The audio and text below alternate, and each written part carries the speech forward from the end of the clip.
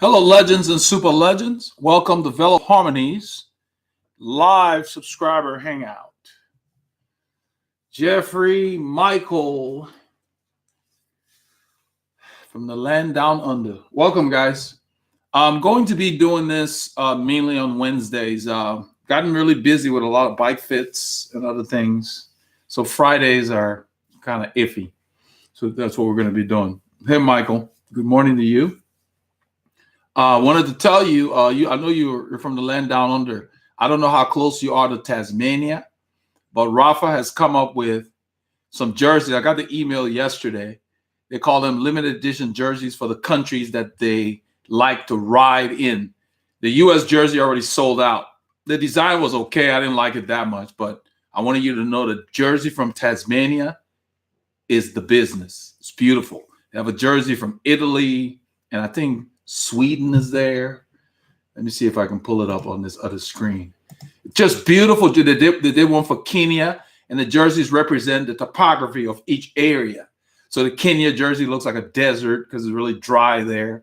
And then Tasmania is just real beautiful mountain peaks. And, it's just, they did a really good job. The Italian jersey is kind of like a teal colored jersey, and you can see Dolomites. And I was like, that's kind of cool. The U.S. jersey, it didn't look that good, but it sold out. They limited. I think that one had 200 pieces or something. So I didn't like the design of the U.S. jersey. They had 3 bands to represent the stripes from the flag. It didn't look that cool. Hey, Paul's here. Hey, Dottie, welcome. I was just telling everybody, Paul, that the live session will be limited to Wednesdays at this time, thereabouts, because I've gotten really busy. So Fridays, I'm not going to be able to do live sessions on Fridays. We'll still get the videos out and the group rides and the other videos as usual. But just getting pressed for time. Needed to allocate time to other stuff. Eric Nell, how you doing? From San Diego, California. I was telling them, Paul, about the jersey that Rafa sent out. Rafa keeps getting us in trouble. The country jerseys, what they call them. They're limited edition jerseys for the countries they love to ride in. And I was telling them about the fact that the U.S. jersey really didn't look that hot, even though it's sold out. I was telling Michael about the jersey from Tasmania. I believe Tasmania is close to where he's from. Phillip McGlattery. Oh, yeah, Phillip came for a fit on Sunday, guys, Sunday evening. And it went really well. So, we got him dialed in. We got his bike looking like a road bike. And he looked really good. So it was cool. It was a good session. We ended up cutting the steerer tube down a bit. And Phillip lives in the area. He lives near the 610 loop, inside the 610 loop. So it was kind of like, it was a good session. So, yeah, I see the jerseys on there. So the Tasmanian jersey and the Italian jersey, I like to call it now. I like the Kenyan jersey also. They're doing them in the Flyway. And at that price point, I'm thinking I've already contacted Rafa Custom, and I registered Veloharmony as one of the people that are interested in getting into the custom program when they roll it out. They have not rolled it out. So we've been registered, and I told them that we're interested. I said 20 jerseys, but basically what will happen is those of you who have been saying you're interested in Veloharmony jerseys from Rafa, when the time comes, we'll need you to pre-order, and we'll use those funds to go ahead and place the order. So if we get about 10, I would probably tell them 10 or 15. We'll see how many pre-orders we get. But once I start the process with them, they have not really rolled out the custom. Once we get to the point where we're ready to start doing design and stuff, I will set up pre-orders for the jerseys on the website so that we can get sizes to give to Rafa. So your jersey will be made for you. If we don't get enough people, I'm not going to bother with the custom program because they're going to have a limit as to how many jerseys. So once I find out what the limit is, we have to at least hit that number to bother going through that process. But we'll be getting something in the Flyway, because that way, if you want to make it warmer, you can put on base layers or jackets, but it'll be great for people who ride in all kinds of weather. because the flyweight seems to be a good price point. Around 135 is what they're selling the country jerseys for, and that's in the flyweight. So that's a reasonable price. And I like the flyweight because down here is warm most of the time. When it does cool off, you can still put stuff on it. So just keep that in mind. Those of you who are interested, you'll have to put your money where your mouth is. And we get enough people, then we'll go ahead and buy the Rafa Custom jerseys. And you will design them to where you can pair them with black shorts. David said that the roads are clear. He can finally ride. Well, that's good. Hey, Craig.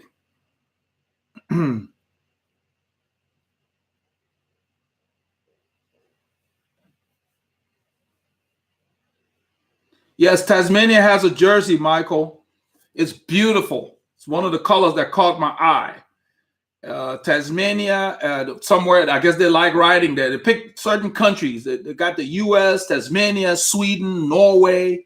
So just go to Rafa.cc and do new arrivals. You see the jersey. They call them limited edition jerseys inspired by cycling, heartlands, and new frontiers. And Tasmania is there. Beautiful jersey. They got Italy there also, some other countries. Georgia, somewhere in, I think, Eastern Europe. Georgia has a jersey. And they have the flags for those countries on the arm, where the Rafa logo usually is. They put the flag there, so you kind of have to know. Some of the countries is clear, like Italy, you can see the flag. The U.S. jersey just looked too blah, but it sold out in the first day yesterday. It sold out completely. I think they only have like extra small or something. So it's a good idea, but it's beautiful. It's a good price point for that.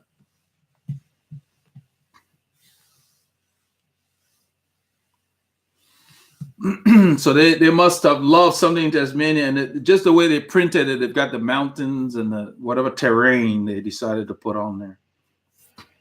Hey, Chris. So let's see here. Just go to Rafa.cc. Rafa.cc. Just go there. That's the address. When you get to the main page, you'll see shop new arrivals. It's there.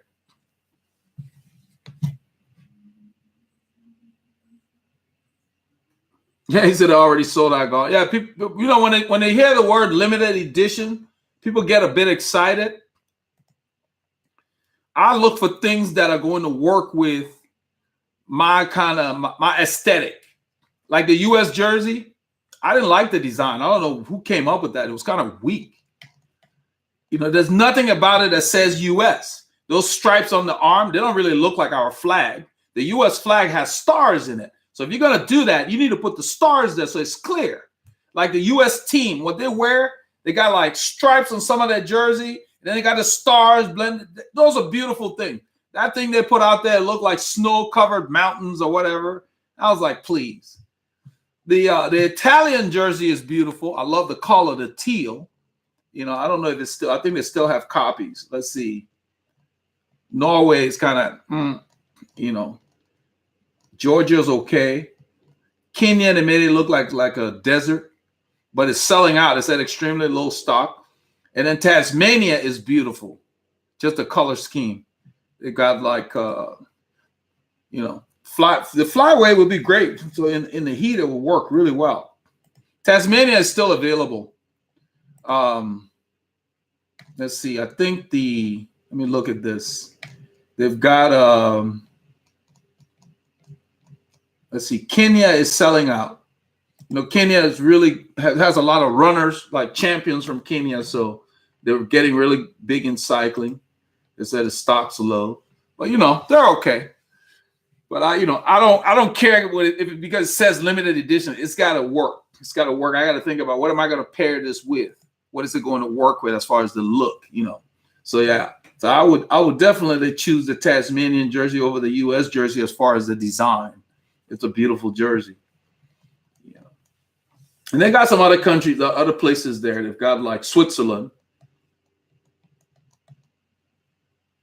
And they have Japan also. So it's cool. That's something they come up with. I think it's a good price point because normally those things, the Flyway used to be pricier. So it's very reasonable. David says Italy rules. I love the color because I've been trying to get the teal jersey from Rafa, and unfortunately, the one that sent me that it said they were going to be able to repair, they were not able to. So that's what caught my eye on the Italy jersey. I love that color, and then the way they got the mountains on there.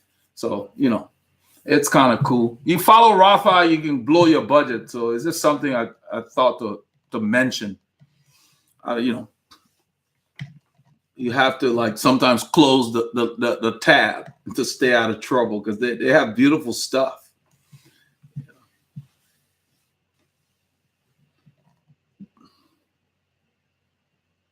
Yeah, Kenya looks like an arid area, and then they got the flag on the arm.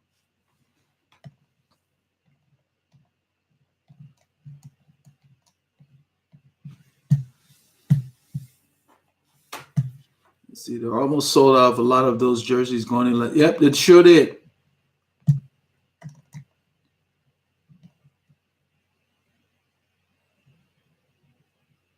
Yeah, Colombia. Colombia is a cycling hotbed.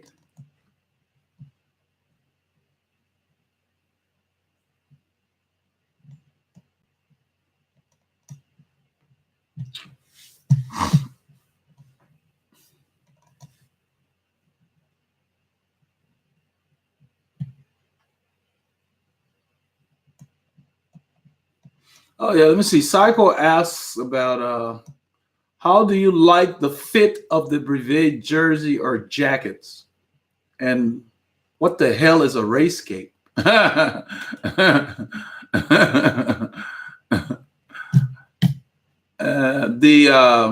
not sure where you saw the race cape. I guess you see us wearing it. A race cape is like a raincoat.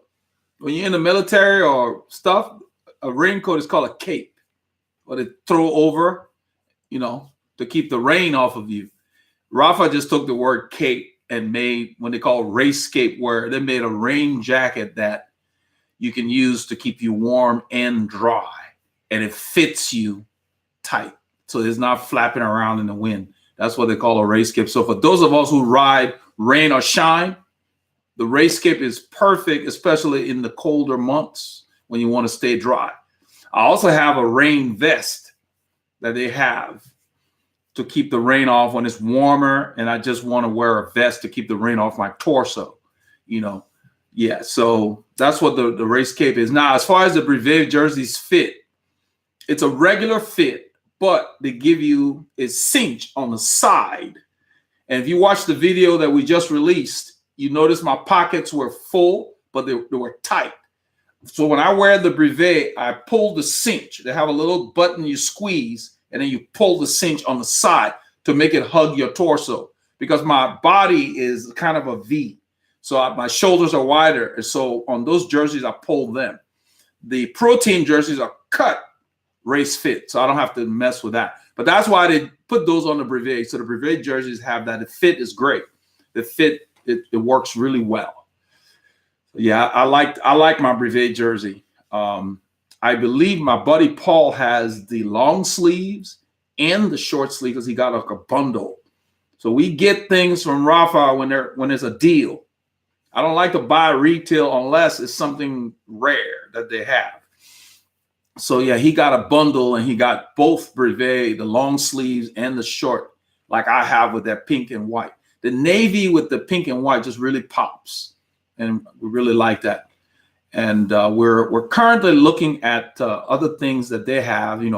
Like I said, we're going to do the kit. Christopher Roxbury suggested. I think he was the one that said, why don't you? He didn't care. I think Christopher didn't care what manufacturer we got our kit from. He just wants a Veloharmony kit. But I've signed us up with the Rafa Custom, registered as an interested cycling team or cycling club. That's what Rafa is fishing now to see who's interested in custom. They're about to roll it out. So I've already registered Veloharmony being interested. I said we got 20. I just put it at 20. When they do roll it out, I will find out what the minimum amount of jerseys we have to order. And then I will start a pre-order on the website. People will have to pay ahead of time, give us their size, because it will be Pro Team Flyway. That's what we're going to go with. Just like these country jerseys, the limited edition, we're going to do that same fabric. So the cut will be like that. So whatever your size is, we will order for you. We want you to pay ahead of time. So I'm not stuck with jerseys sitting around. If we have enough interest above that, then I may invest more and get some other jerseys, but I want to get it to pay to order, and then Rafa will make it for each person, and then I will distribute it. And maybe if they can even ship it to people, but I think they may just send the batch to me and I'll ship it to you guys. But basically, you will be buying it from Rafa per se. That's the way we're going to do it, to make sure that people put their money up front. We used to ride with UMC. That's kind of how they did it. We put our money and they just pooled everything together and placed the order. That's the way we're going to do it. If we don't get enough people to meet the minimum, then we really won't bother placing the order, because that's the whole point. And I'll find out what the minimum is. I don't know yet. But we're registered as an interested club. So I think they're trying to find out how much interest there is so they can design the program and put it out, because you will be able to design the jerseys and everything. I will design it to where it will look like Veloharmony, meaning when you see it, there will be something from the channel on the jersey that will be clear. Besides the logo and other things, I want something from the channel to make it stand out. And when you see it, you're like, yeah, that looks familiar. There should be a family resemblance to the other jersey as well. So, that's the plan. So I have ideas already, but we'll be involved in the design process. Yeah, so Michael says Patreon was sorted out. Yeah, Michael, I saw that you have an address on there. I saw your address on Patreon. Let's see.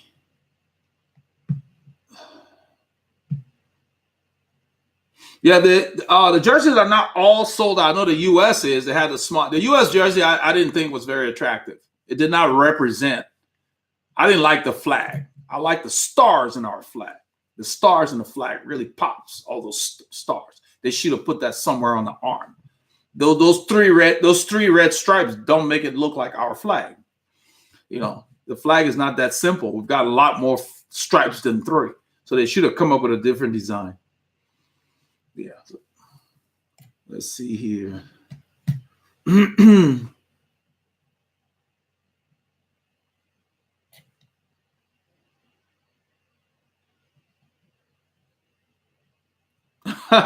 Psycho Warrior. You bet. Psycho Warrior says you already said it when they're on sale. I'm not sure what Murky Blaze means, when the best time to buy them on sale. When they're on sale. Sign up. Go to Rafa and sign up. The account is free. They'll send you an email. Let's see here.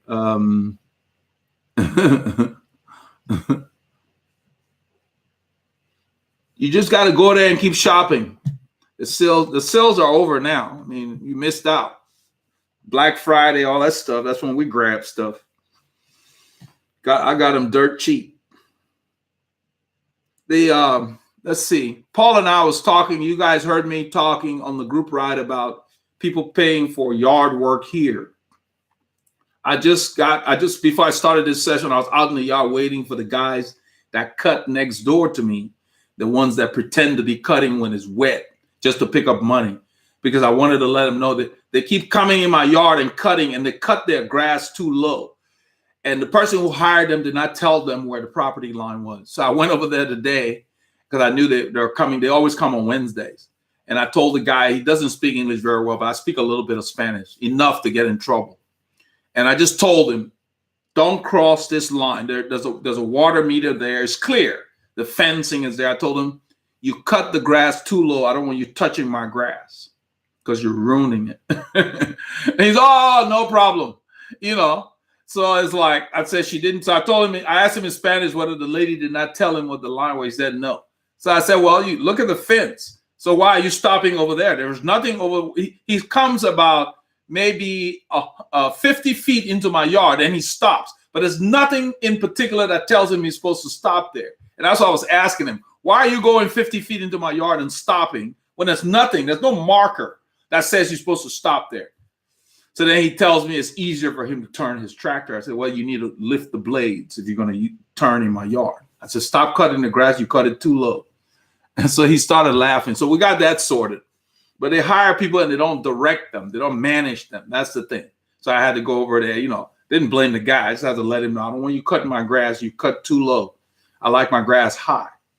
You know, they're cutting now and the grass isn't growing. He's out there messing around. He was blowing leaves and picking up you pay somebody $100 to blow leaves. Shoot, come on. So I save about $450 a month on yard work. I can use that to buy my kit. That's the way I look at it. Yeah, Psycho. No worries. You are on there. I know Christopher. You guys, I know you put your money where your mouth is. What the goal is, once I find out from Rafa, a lot of these places, to make it worth their while, they have like a minimum of 10 or 15. You know, if you're going to buy a custom kit, they make it, okay, you got to buy at least this for us to design, like almost like tooling in a way, in a factory, for it to be worth their while. Once I find out what the number is, that would be the signups I would need. And I would set it on the website so you guys can prepay, and then I can just order it, because it will be awesome. No one else will have it. It will be ordered in your size, because you're going to give me your Rafa sizing, and I will order the size for you. It will be your jersey. I'm hoping, and I'm going to ask them, if it's not too exorbitant, I really would like to put our name like the pros do, meaning your name. You know how they put Hincapie or Armstrong on one side. I will see if Rafa can do that without charging us too much. But don't bank on that too much. I don't want it to be ridiculous. If it's reasonable, it would be nice to order something that says Cycle Warrior X. So when you're writing, this is what people see. So your name will be right here on this side. You want to put it on the side away from the edge of the road, so that people passing and whatever, your name will be right here. It will be cool. I already wrote down the things that I want to ask them about. If it's not ridiculous. If it is, we'll just have our Veloharmony. You know, I want to put our Veloharmony logo on one side and the Rafa logo on one side, kind of like that, and just a nice design. So, you know, you guys know we got it. The design will be awesome. So when we hit the minimum, we'll place the order, and then if we get more interest, and then we just collect and we'll just reorder, because when I set it up with them, I'll find out what the reorder points are. But I want people to pre-buy. I want people to buy what fits them, because what you pay for will be your size. It will be made for you. I won't be guessing and getting sizes that are going to be popular. I want them custom made, so the jersey you get, you will not see anywhere unless they've gotten it through here. That's the goal, be unique. But it will be designed to work with black shorts, because it'll be less expensive than trying to buy that $270 Pro Team stuff. So any black short will work with it. So that's the deal. We will get to that. We've already registered, so once they roll it out, we'll get all the details and I'll set things up. Suresh Shinapa. All right, man. He's off to work. Yeah, just say, hey, Suresh, you're from the land down under. I was telling your countryman, what's his name, Fernandez. There is a Tasmanian jersey on the Rafa site. They're doing tribute to the countries that like to ride, or places that like to ride. So I know Tasmanian is close to you guys. You might want to check it out and get you in trouble. That's why I told Paul yesterday. I said, Rafa's getting us in trouble. Because when I saw those jerseys, I was like, look at these guys. I don't have the budget for it, so I did not buy any. I just looked at them. And so if they hang around long enough, I may be able to get some in a week or so. But right now, they're not in my budget. But they're beautiful. And there's a Pantani. There you go. He just took the word out of my mouth. Davide Brunati says the Pantani edition is coming soon because of the death anniversary. Yes, you are correct. They put it on the site. They're making a Pantani jersey. Then they're going to make a limited edition Gilet. That's coming as well. But yes, El Pirata. That's my man. Yeah, Panache is coming. It's in pink. Leslie Kirk, nice bike behind you. Oh, that I don't know where we got that. I think my wife got that a long time ago. That is let me bring it closer. I'll put it back in a little bit. That I don't know where she got this from, a thrift shop. My wife got that. I don't know where she got it from, but it actually works. I mean, you're not going to be dropping anybody with this. And then it has a kickstand that's built in. The kickstand does not move, but the chain, and then it has rubber on the tires. That's rubber. And then there's some kind of they don't really have like I don't know how they did this, but it's kind of neat. It's done well. This is wood. That's a wooden seat, and then it's got a basket, and the handles are wood. Yeah. So it's just something I put in the office. Been sitting here. You have a good eye. You spotted that thing back there. Yeah. You have a good eye. Yeah, it's one of the good quality ones. I don't know where she got it from. I'll ask her. Cycle. Oh, as long as they don't make the U.S. jersey. No, the U.S. jersey's out there. It didn't look that good. It looked kind of boring. It didn't look like you look at it, you can't see anything that says U.S. When you look at the Italy jersey, you see their flag. Their flag has those three colors. The U.S. flag has a lot of stripes, you know, the white and red, and then it has the stars. So if you just take three of the stripes, that doesn't tell me it's a U.S. flag on the arm. That's my point. What they should have done was put like a box with the stars in it, and then you put a few stripes on there if you don't want to do the whole flag. Then we'll know. So yeah, it's not a good copy. So when it's sold, I didn't care that it sold out. I wasn't gonna get one. It's not unique enough. I want something that will say this is a U.S. jersey. You know.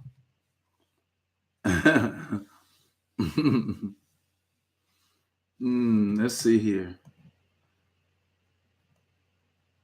No, there's no chat on Friday. I'm getting very busy with bike fits, Michael. And once I get a lot of appointments, I don't like to rush the fits. So people sign up for I have like a quick fit, and then I have an ultimate fit, which is 3 hours. If I start getting a lot of those, then it just kind of runs into the time I can devote to that. So yeah, Fridays, I'm going to just do it on Wednesday, because what I've done is I've blocked out this time in the appointment schedule on the website. They can't schedule this time. So I blocked it out, so we'll have the session every Wednesday.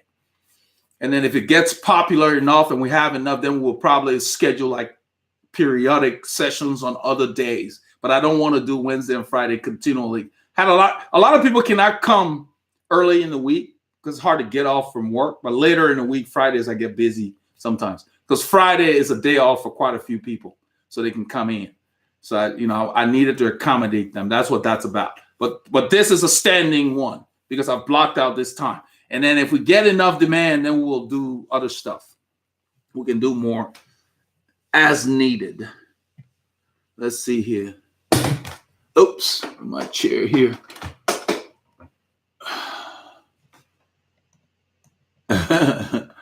Okay, Paul, let's see. Stephen Crane, will you be selling jerseys as in the UK in my case?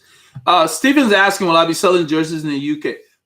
What I'm going to try to find out, Stephen, is if Rafa can, when I talk to the custom people, because I really don't want to get involved into a lot of overseas shipping, it gets kind of pricey for you guys. The shipping gets to be like $20-something, $30. I mean, you can buy some stuff with that. So what I will try to do is find out from Rafa if their program will handle the disbursement of the jersey. If that will be the case, then for everybody that I get prepayment for, I will give Rafa the ability to ship to them. But I don't think they might want to do that. I don't know.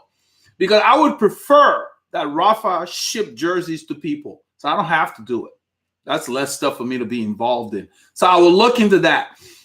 If I can't get that to work to where they will ship it, then yeah, I can ship it overseas and try to find maybe the Royal, what you have Royal Mail. We have U.S. Postal here. Maybe for $18 or something like that, I can get the economy shipping, and we'll do it through the website. So yes, once I find out from Rafa, I will set it up on the website with the available features if I have to ship it, so that I can ship it worldwide. So wherever you are, when you're paying, you will include the cost of shipping as well, so that I can get the money to Rafa, because they may not want to get involved in shipping to all the team members. They may just want to ship to a team rep that will disperse jerseys, because it's probably easier for them as well. So yes, I'm not going to limit it to just U.S. people. For $18 shipping, that's not that bad. If you're patient or just use the postal service, it's the less expensive service for going. And they're pretty good. They're very good, actually. So yes, I will be shipping. We'll be making it available to people all over the world. This is a worldwide channel. It's not just a U.S. channel. As you know, we do stuff in kilometers here. to accommodate our sport, which is mostly in kilometers. And, you know, we went from miles per hour to kilometers. I didn't want this to just be only US. So yeah, so that's a big yes. We'll accommodate everybody. I'll find the least expensive way to ship it to you, so you're not spending a lot of money on shipping. You need to spend the money on the kit.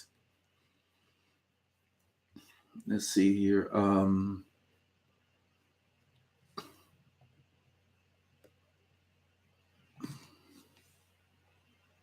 So Suresh says, yes, Tasmanian has a jersey. I bought one. It's awesome, and it's made from Australian merino wool made in Tasmania. Merino wool, huh? Okay. This one that they're doing is for real hot weather. Paul Griffin, please change your music when you video your rides like a cheesy soft porn movie. Who is Paul Griffin? We don't take requests here, Paul, especially from people we don't know. So I'm going to block you. We're not doing anything on this channel by heart. We have a plan for what we do. We don't need advice. Everybody's got opinions. Why don't you start a channel, Paul, and you can do whatever you want. Let's go to Suresh. Check Rafa. Yeah, check it out, man. I mean, it's okay. I don't have the budget for it right now. I'm hoping the jersey lasts till next week. Charlie Hughes, are you still interested in the Navy EF? Yeah, I don't have the budget right now, but I'm interested in it. I'm hoping it goes on sale. It's still there. It's beautiful. The EF jersey, the training jersey, is what I like because of the subtlety of the EF. Because remember, there are a lot of cyclists don't know what EF is. I don't like to advertise for teams other than Veloharmony. So that little EF, the way they did it, it's very stylish. You got EF, then you got Rafa. Very interested in it. It's 115. It's not going to break the bank, but I've already exhausted my budget from the Black Friday and all that crap that we're doing. You know, so I have to wait to, you know, to be able to get that. Yes, I'm going to get one of those because I already have a training jersey and the material is almost like this. This is the Aero jersey from several seasons ago. Materials. Right now, today, it's what? It's like 25C. It's hot here today, which is weird. In 24 hours, it's going to be, I think, 7 or 8. Let's see. We're going to go down to 39 Fahrenheit, which is about probably 8 or 9 Celsius. Today, it is 25C right now. Balmy, muggy. And so in 24 hours, it's supposed to cool down to the normal, you know, mid-40s Fahrenheit. And then in 48 hours, it will go down to, for a high, it will be maybe 8C. So we're going from 25 to 8C in 36 hours. That's why I put a lot of emphasis on what I wear. If you don't do that, you can get ill. When you train a lot, your system is more susceptible to other things. So you really have to make sure you take care of yourself. Very important. Let's see here.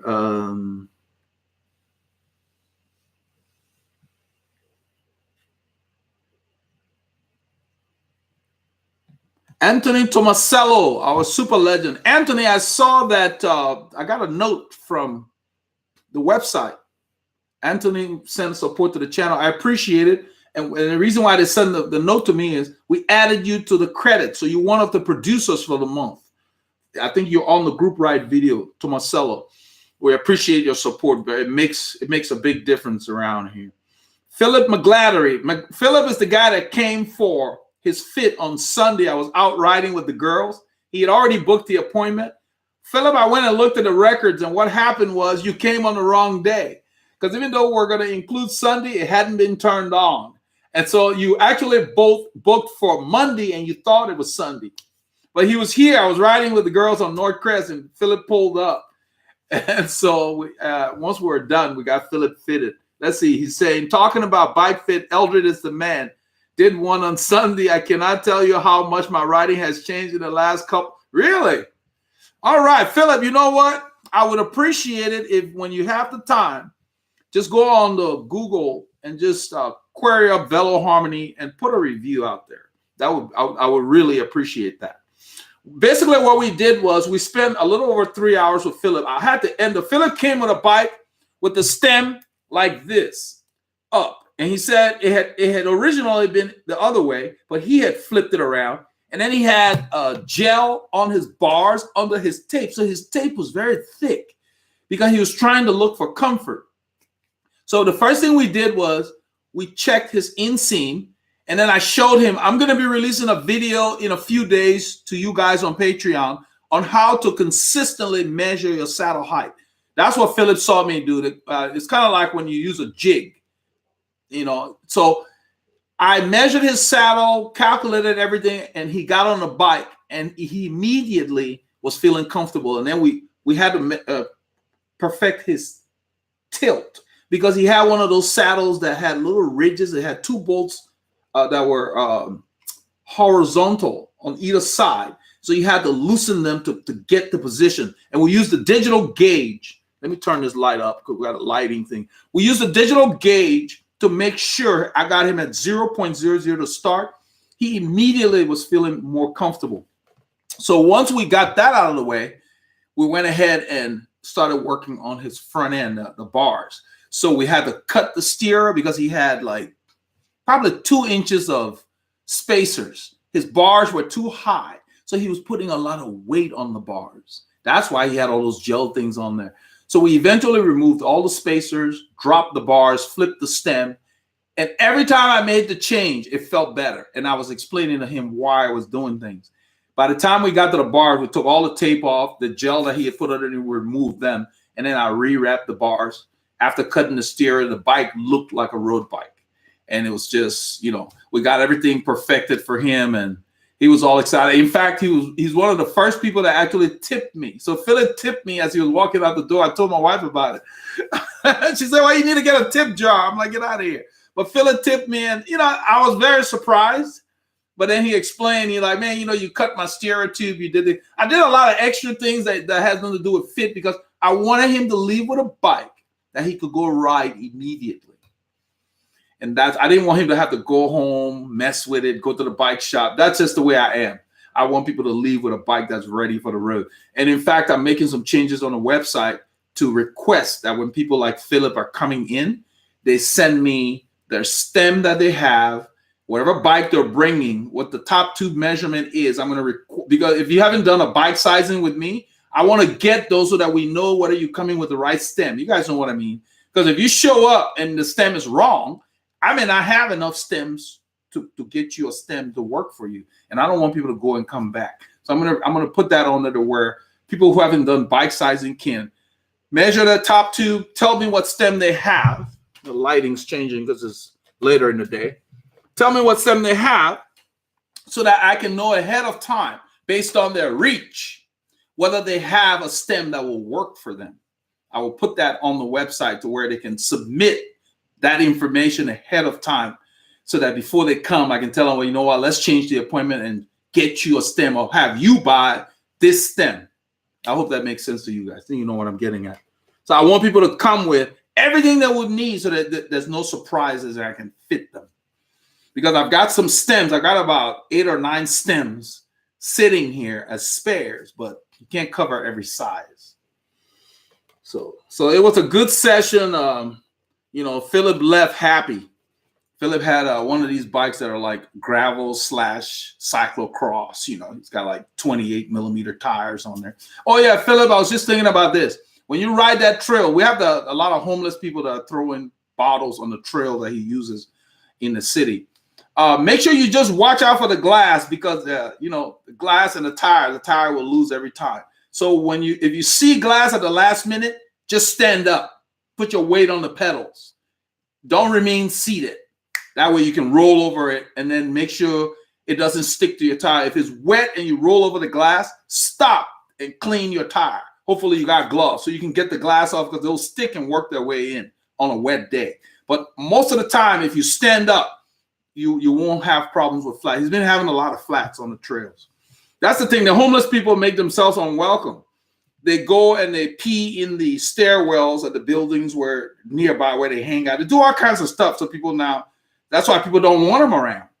You know, can't have it both ways. They don't want to follow the rules of the shelter. And so they're everywhere annoying other people. So it's kind of a hassle. Let's see here. Just started using sewing machine oil and a hub bearing. So smooth, you should try free speed sewing machine and hub bearings. I guess if you're redoing your hub. Yeah. Cycle Warrior X. I'm normally at work on Wednesday, so I'll probably miss them home today using nursing a cold. Yeah. That's fine, Cycle. Yeah, Wednesday's a hump day. Somebody had said originally that Wednesday would be a good day for it because it was a hump day. We were trying to pick a day. And so it would just be a standing one. And if we have enough demand and we have enough success with it, which we are, we may schedule other things periodically, but I have to accommodate some of the other business I'm doing with cycling, fits and other stuff. So Fridays is very busy because a lot of people have time off on Friday.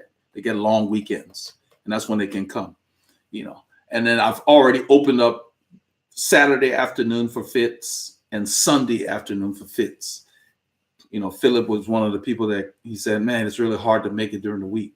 So it just made sense. So Sunday afternoon from noon to 5, I just open it up for those who have to come at that time. Try to keep it flexible. Let's see here.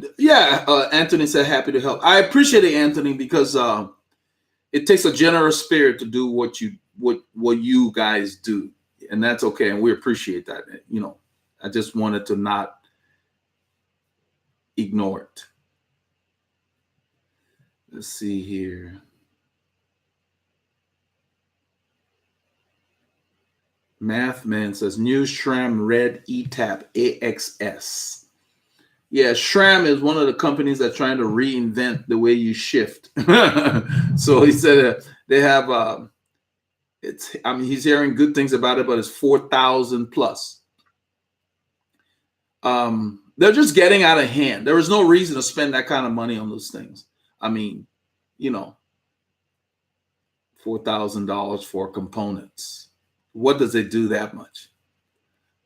I've got Campy Super Record. I didn't spend $4,000 for it.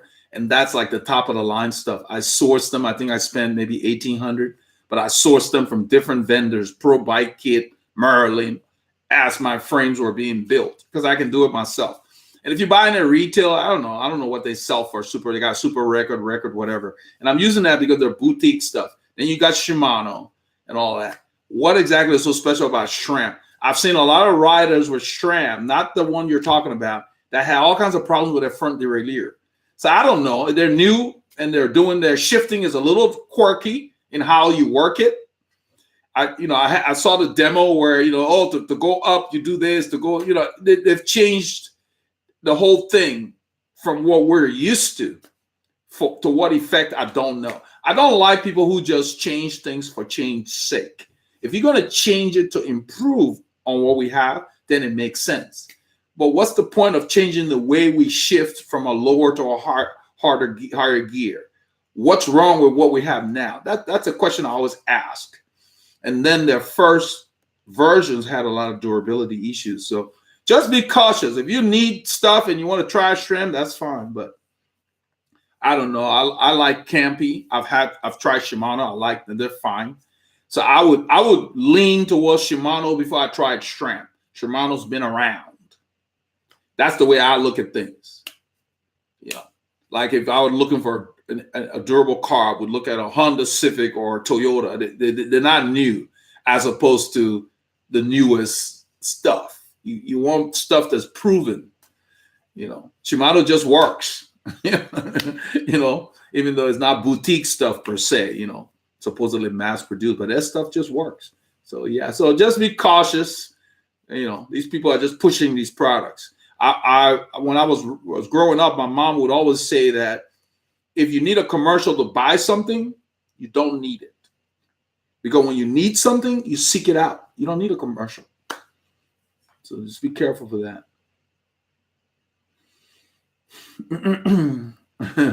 Philly says, it's all good. The bike is awesome. Cool. Can you tell us about your titanium bike, Willem Ritzina?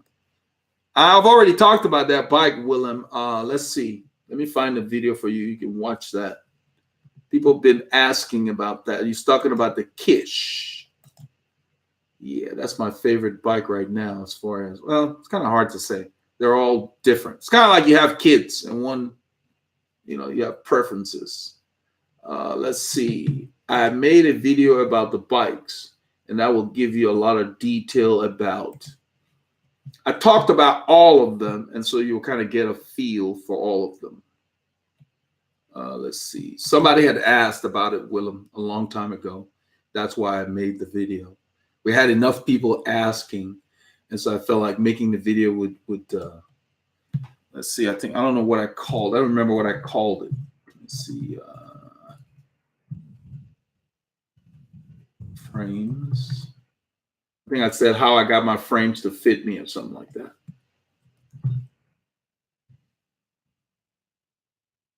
Let's see.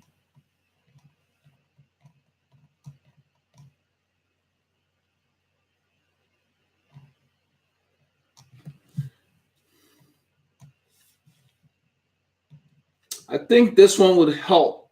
It says how to select your road bike frame.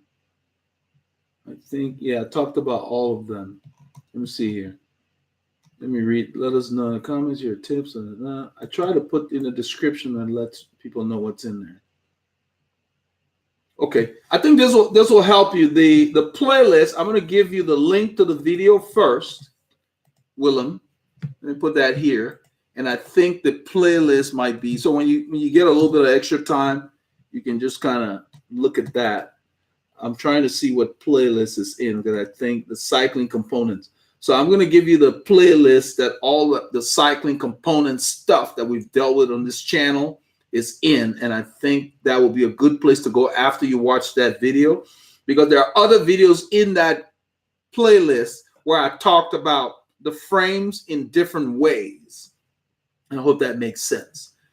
That will just give you, so as you have time, go through this playlist I'm going to give you. Let me go back. And all these playlists are on the channel page, and they're arranged in the phases of cycling. It's pretty easy to find. But when people ask here, I don't mind just pointing them in the right direction. So I'm going to put here the channel component, because I talked about, besides the bikes, I talked about the componentry that are on the bike and why I picked them. So here's the link for the playlist that has everything to do with the frames, components, whatever. So as you have time, and the name is Cycling Components. So if you go to the channel page and just look in the playlist, you will see cycling components in there. The way the playlists are arranged on the channel page is such that they're in the phases of cycling. You start with bike fit. The way I did them, because this channel is geared towards new riders, experienced riders, all levels. That way, as people would come, if you go to the channel page, I didn't want you to feel like you had to go through everything. So what I did was, let's go to dashboard. I will just walk through just briefly so you kind of get a feel of the layout.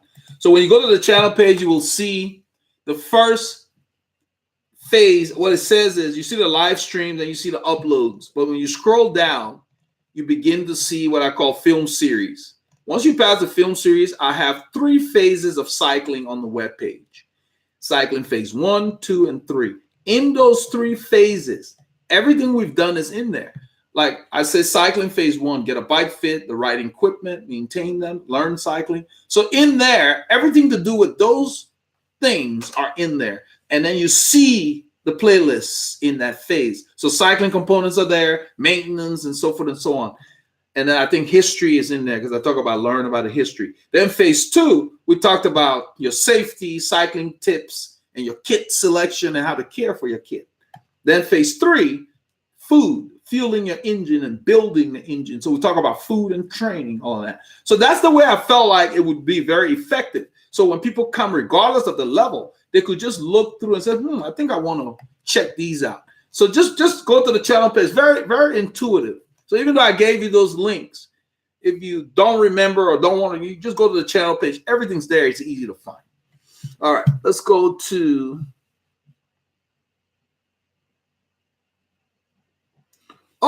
Robert. Let's see. I just saw Robert on here. I'm gonna jump. I'll go back to some of you guys. I'm just looking at my super legend here. Robert says, I don't really need a Rafa kit, but I would like some Veloharmony arm warmers. Yeah, we've got some, Robert. I actually have them here. And he was just here. Let me see.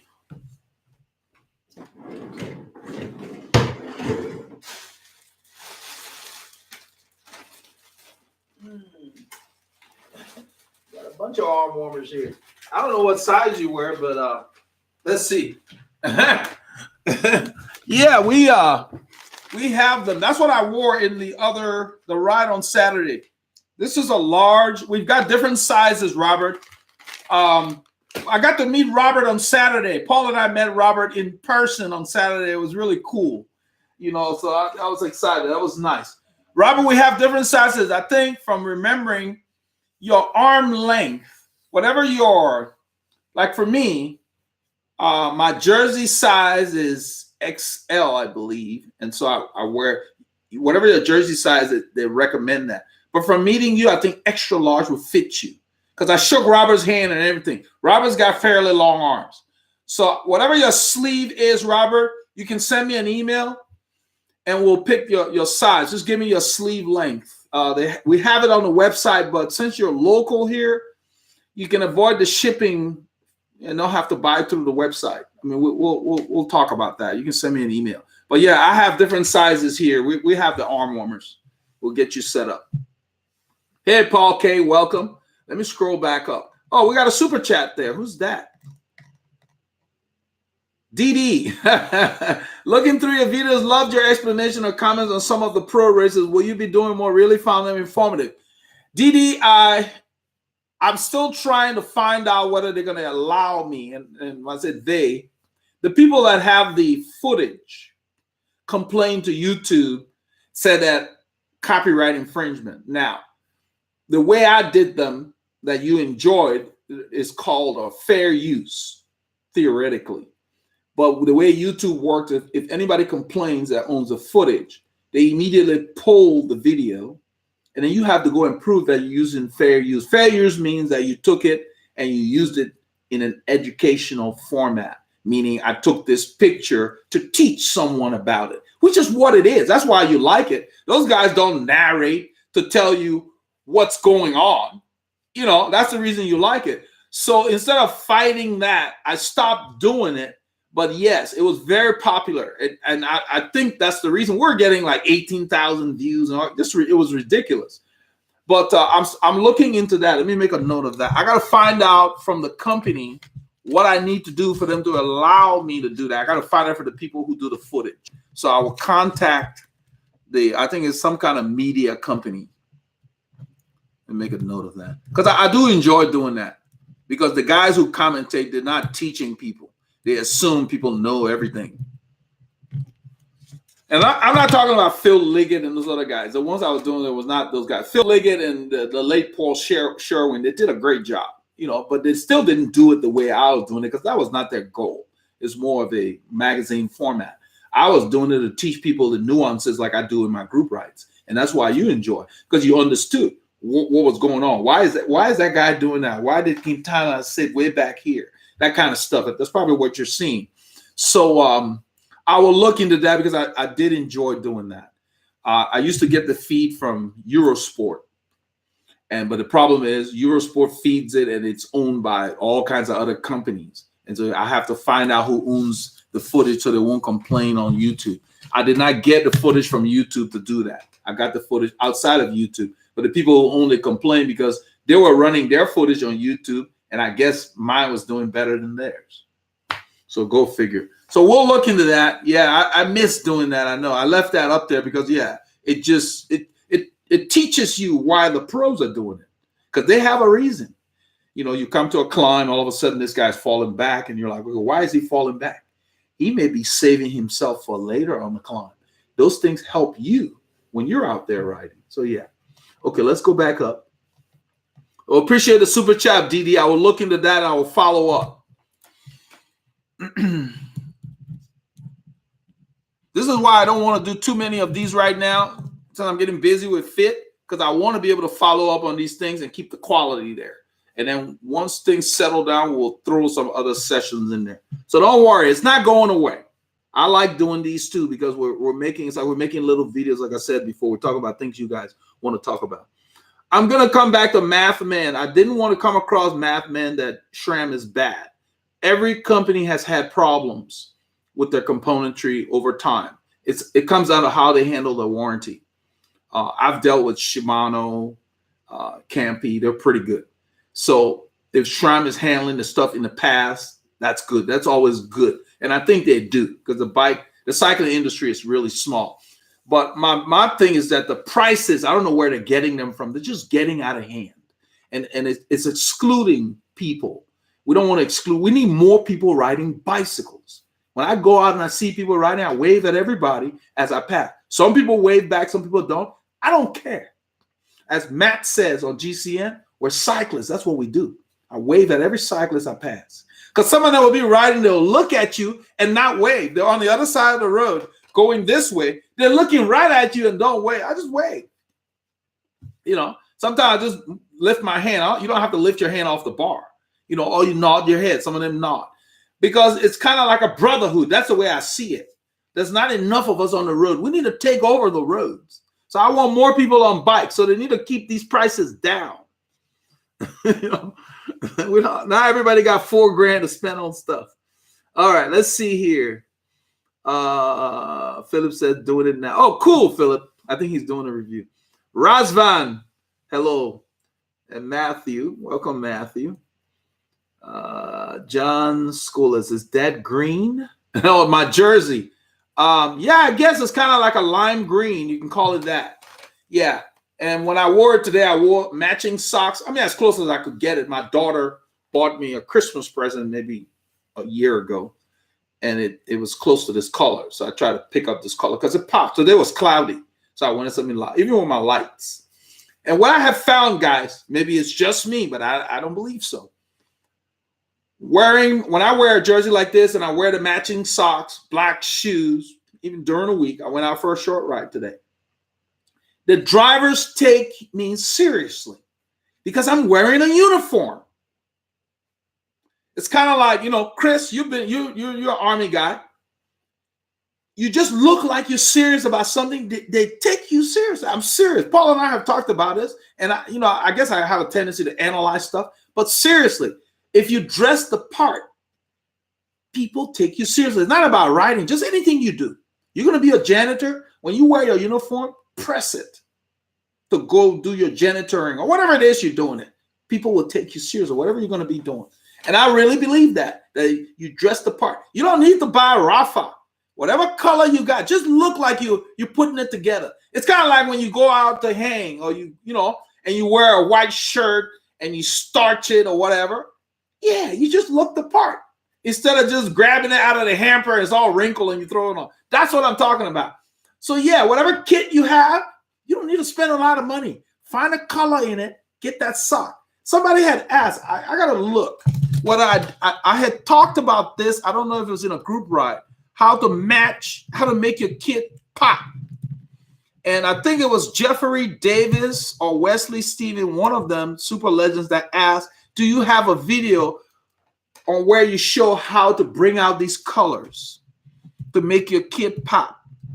I believe I've talked about it. If I don't have a video, I will make one shortly because you don't need to spend a lot of money on it. Look at what you already have and then say, oh, I got a red thing in this jersey that I like. See if you got a red sock. If you don't, put a red sock on your list. So the next time red socks are on sale, you grab one. That's what I'm talking about. So that you can bring out these colors. Believe it or not, you can have a 10-year-old jersey. You pull out a color. All they're going to see is that color. They're going to forget that jersey, you know. That's what we do. I mean, you can only have so much kit. So I can have a jersey and pull out a different color. I could wear this with black and black socks, black shorts, black helmet, and this will pop. Then I could also pull out this color like I did today. That's what I do. So I can take one jersey and each time I wear it, make it look a little different. That's the way you do it, guys. You don't need a lot of stuff. So I just wanted to throw that in. Let's see here. Robert is here. Yeah, we know. Do you know the way?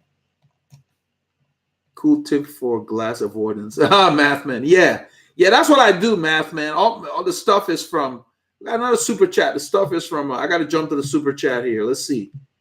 We appreciate Howard Bassey. That name sounds familiar. He's been here before. He said, "I have to thank you and Paul for all the information and content you got me or us from all the videos you make. Learned so much stuff through this channel." Thank you, Howard.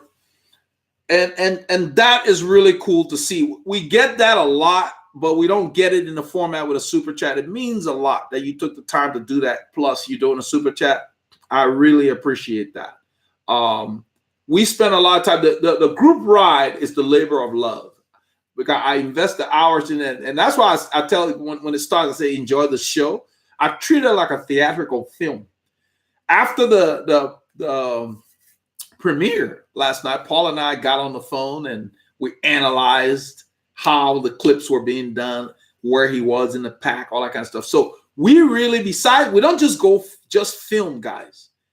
So besides the fact that you all know, you guys ride bikes, you know it's hard to be doing other stuff while you're riding hard or whatever. So when we train harder so that we can accommodate all that. But besides that, though, there's a method to the madness. We talk about positioning, where he's going to be. That's how come I knew. He didn't tell me that he was waiting for people to come around when we took off at the end. He didn't tell me. I just knew because we've talked about it. Because what happens is when it gets really hard, the guys don't want to get off of Paul's wheel. They want him to pull them back to the attack. So we've talked about that. So he knew. So he slowed down so they would be forced to come around him. That's what was happening in that video. It's not like we planned it. But what happened, they're always trying to get someone else to do the work. And so we were like, no, let the gap grow so they'll have to come around. Because they don't want to pull anyway, but they just want to sit on somebody. And what they do is you pull them up, and right before you get there, then they come around you like they made the clothes. You guys know what I'm talking about. So we see those little things. We don't say anything, but we talk about it, and then we just go ahead and ride to show these things out. So yeah, it means a lot when you talk about that, because the video coupled with the rides make this channel, besides other things, just make it very unique. Because I didn't want to just do what everybody else was doing, and it's not recommended on any forum to try to copy other people. You got to be yourself. It's easier being yourself, and that's why you guys see I don't write a script when I do the videos. I do the research on things that I need to find out, and then I study before I do the video. So when I go to do the video, it's just like a lecture. So I don't need to be writing things down and be all like pre-planned. It's just free-flowing, like I'm having a conversation with 10,000 of my friends. That's the way I treat it. And I think I've said that before. So I really enjoy this, and it's great to see when you guys, it's just the gesture means a lot. It means that it's working. It encourages us to keep on the path. We do listen to the feedback from you guys. And then we work to keep things the way they're going. So let me scroll back. Let's see. Okay.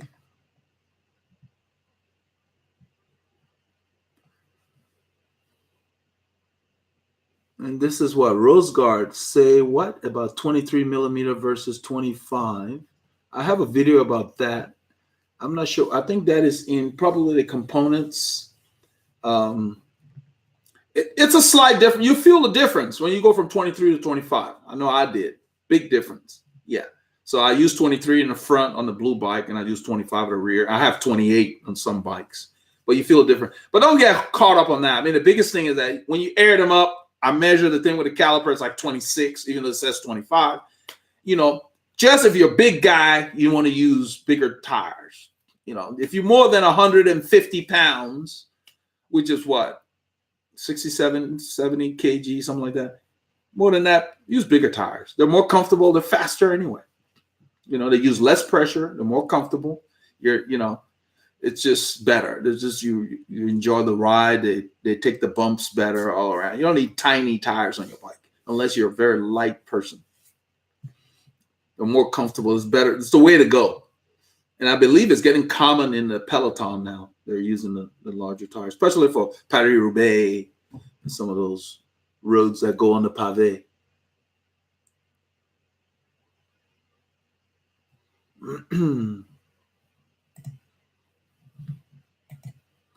Let's see here.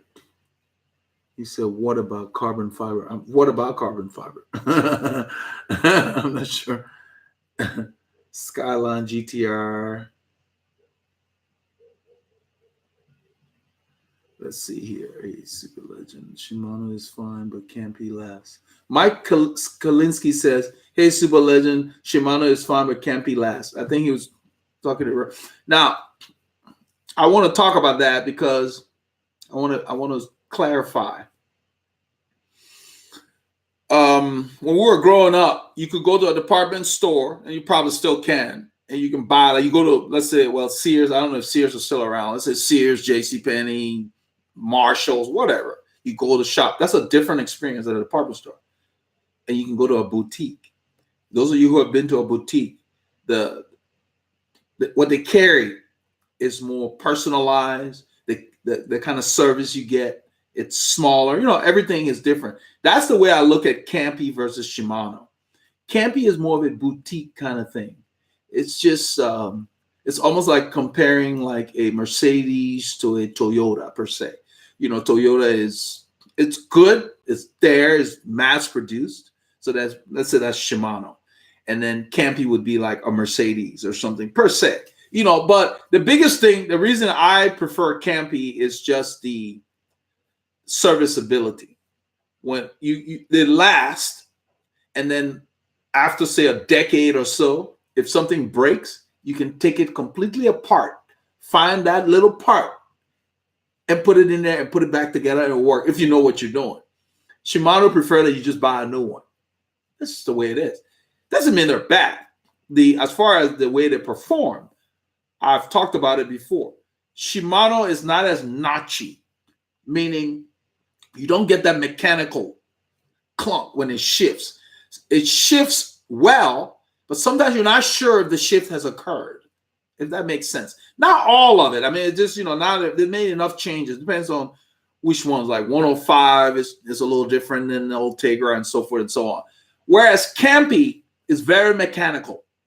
It's like you're moving, like you're driving a car, or let's say the old sports cars where they had the gates for the gears, where you move the handle and just clunk. That's the way Campy shifts. When my bike shifts, I feel it hit the car. Clunk, clunk. Whereas Shimano, the ones that I've worked on, because I don't own any right now, when you shift, it shifts, but you don't get that mechanical clunking when it gets in. And over time, I've used Shimano when I used to race because the team had them. And then I also use Campy. I just preferred that mechanical shifting of Campy. And that was back in the day when everything was polished, you know, aluminum. It was just beautiful, you know, the old stuff. But they didn't lose that. Even today, I have the record from 2015, and it just shifts mechanically. Now, some people don't like that. So it's just a matter of preference. They're all good.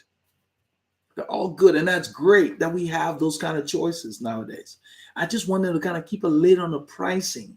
And I like that they have 105, and I think they got what? Tiagra. They got all kinds of stuff now. So everybody can get a chance to get into our beautiful sport. That's my thing with the high price stuff getting the forefront. It might scare people away. So whenever possible, I let people know there's other stuff that costs less. You don't need a $15,000 bicycle to ride your bike. You just need a bike that fits you. So we gotta get that message out. Just get a bike that fits you. But if you've got the wallet for a $15,000 bicycle, by all means, if a rider who has never ridden comes and says, buying a $15,000 bike, says to me, buying a $15,000 bicycle will not cause me to work 60 hours a week. I can still ride, whatever. I will find them the best $15,000 bicycle that fits them. because they can afford it. That's the point. If you're having to do something that will cause you to lose time for you just to get a bike, then yes, I'll say, no, that's not a good idea.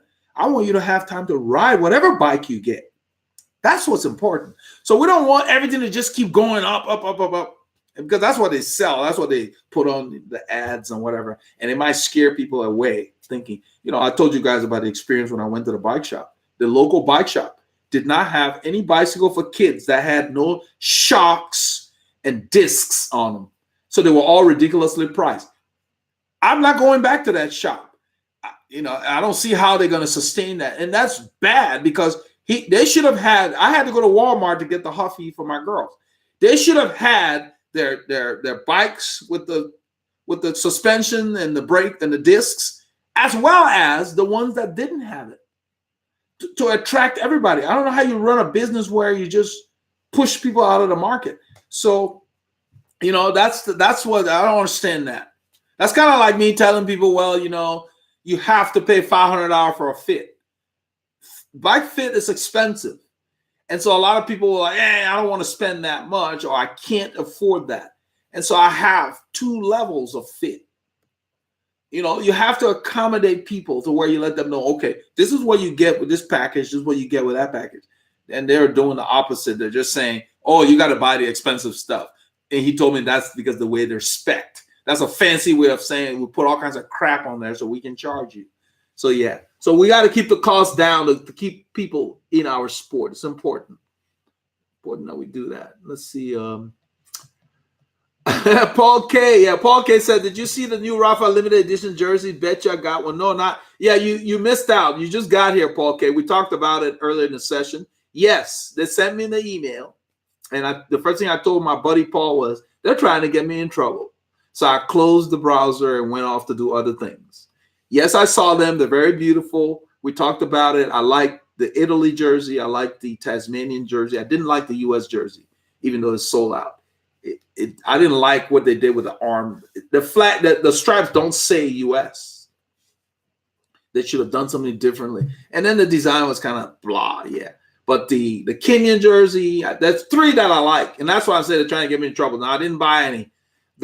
Maybe if they're around in a few weeks, I make some more money, I'll get one. But yeah, I like the Tasmanian colors and I like the Italian colors and the Kenyan, those 3. But, at 135, I can't get all 3. Toss the coin and see if it's still available because they're selling. So, yeah, I've already spent my share because I bought that Milano Roma jersey at full price. It was over a couple of $100. So, yeah, that's the reason I can't get them. And then I also got my eye on the EF. Somebody asked about it, the EF Navy jersey. It's beautiful. I love them. Beautiful stuff. So, and here's the thing. I have blown my budget. It doesn't mean you shouldn't do that because, you didn't buy all the crap I bought when they had them on sale and all that. So I have to be responsible in that regard. But the thing is that get what you need because here's the way I look at it. I didn't spend $900 on a power meter, so I can buy these jerseys. That's the way you trade it off. So if you bought the power meter, then you can't have your cake and eat it too. Or maybe you can. I mean, depending on your budget. But it's always nice, it's just nice to know that we got all these. When I was racing, they didn't have a doubt they'll be around that long. But they're only limited, some of them 100, some of them 200, some of them 50, if I saw correctly. So they'll probably be gone. And I may miss out. But yeah, I've got my eye on a couple of them, but we'll see how it works out. I kind of gave my wife a hint. But, we'll see.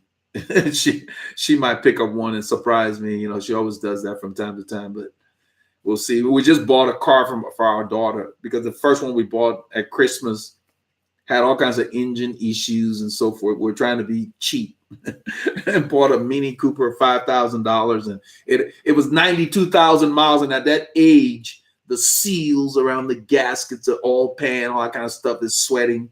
And so my buddy Alan looked at it and told us, hey, you might want to get something with less miles, trade this one in. So that's what we did yesterday. So the new Mini is sitting in the garage. $14,000, guys. And the reason I'm mentioning it, $14,000 for a 2015 Mini Cooper leather, everything, fully loaded, heads-up display, yada, yada, yada. It rides like a big car, everything. I told my 19-year-old, I said, you better be thankful. Nobody bought me a car at 19. I bought my own car when I was 23. And it was a wreck. It just ran, but it was it's a junk. I said, you better be thankful. The car's sitting in the garage. Point I'm making is $14,000. It has a 1-point-something liter engine. It has an engine. So why are our bicycles costing more than that? Doesn't come with an engine, So yeah, so I don't know how I got on that, but yeah, but all those expenses. So I came by the Jersey this week. I have to wait. I have to do some bike fits, So we'll see. But yeah, that's the point. So yeah, so if you can afford an expensive bike, get it. If you can't, don't feel like you have to. Nobody really cares at the group rides. If anybody cares about the bike you're riding at the group rides, they're not worth worrying about. Riders in the know don't care what your equipment is. What they care about is what you do with it. What impresses them is you hanging on when the going gets tough. So don't worry about it. The people who are looking at stuff, they don't matter. They're posers. If you can get a nice bike, yeah, I'll say, hey, nice bike when you show up. That's great. But if you have, let's say, a bike that's not expensive, I'm not going to say, oh, you got a crappy bike when you show up. If you fit your bike, I'm going to say, man, nice. Yeah, you look good. That's what I see. I look at fit. I look at how you and your machine mate. That's what I look at. That's what matters. When I used to compete, that's what mattered. We didn't look at how expensive your bike. You get an expensive bike, you don't fit it, you still look like crap on it because you can't really do it justice. I've got a guy named Mosho. He's here. He's going to be coming here. I believe he lives in Florida. He's going to fly here for a fit. I was blown away. He sent me an email this morning wanting to know whether I'm available on the 21st. And so I went and checked because the system didn't even allow him to book that far in advance. So I had them enable that so he can book on the 21st. He's coming from Florida to come here for a fit. I was flattered. And so I told him, okay, so he's already done a bike sizing, so he did not need to tell me. All I told him was I need to know what bike you ended up buying. Because when you do a bike sizing, you tell me what you're going to buy. I didn't know what he bought, what stem length he has, so make sure we have all the components he needs since he's flying here so we can dial him in. He's going to do a 3-hour fit, similar to what Phillip did. But he's going to do the ultimate fit, so you get a warranty and whatever, since he's not local, so I can take care of him if any issues. But it shouldn't be. But I just wanted you guys to know that it's more important that you budget for a fit as well as your bike. That's more important. I would err on the side of getting a less expensive bike so you can have money for your shoes, your kit, your helmet, all of that, instead of spending everything on the bike and then you can't get the nice shoes or other things that you want. Just keep that in mind. Balance it off. Shop. Even if you have to wait to spend on the bike you want, it's better to wait and get everything you need. Plan it out and make sure your bike fits you. Do a bike sizing before you buy. Don't just go by the fact that it's expensive. Oh, yeah, I'm glad I got on that topic. Something just popped into my head. On the ride on Saturday, you guys probably didn't even notice, there was a guy in front of me early in the ride. His name was Neville. He was the guy that at the end, when Mark was on my wheel, he was the first guy to come around Paul. He had a capo jersey with a light blue stripe down the middle. He was riding a Pinarello F10, brand new. No one noticed it because of what he chose. He got like a stealth. It looked almost like a matte black color. It did not pop, Now, how I knew he had an F10 was a week before, Paul H. had mentioned that Victor was setting up Neville's F10. I didn't know what color it was or whatever. And so when he showed up, it just looked kind of blah, and it was okay. There's not a problem with it. And I kind of think that he just liked that stealth look. So he didn't buy the ones that had Pinarello all over it. I didn't even notice the name on it. I just knew it was a new bike because I knew what he used to ride. He used to ride Trek. And so the bike, he looked good on the bike and everything. He sits a little high. I would have fitted him up front a little differently. But the point I was trying to make is that you can spend all the money in the world And you still, the bike is not the thing that you want, to make the difference. What you want is how you ride the bike. That's more important. That's what I was trying to get to. There's nothing wrong with what he bought or what he chose or whatever, but the point was that the example was that he spent all that money and no one noticed it. Nobody talked about his bike at the stops or anything. No one paid any attention to it because what he chose was a very subdued and a subtle paint scheme on his bike. And I kind of liked that about his choice. That's kind of how I am. If I were to get a bike like that, I don't want it to be screaming all over the place. I want to know what I have. Not everybody else needs to know. So that was kind of cool. So yeah, so keep that in mind. Keep it under control.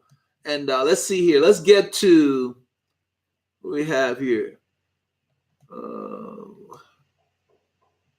Mansoor, how you doing?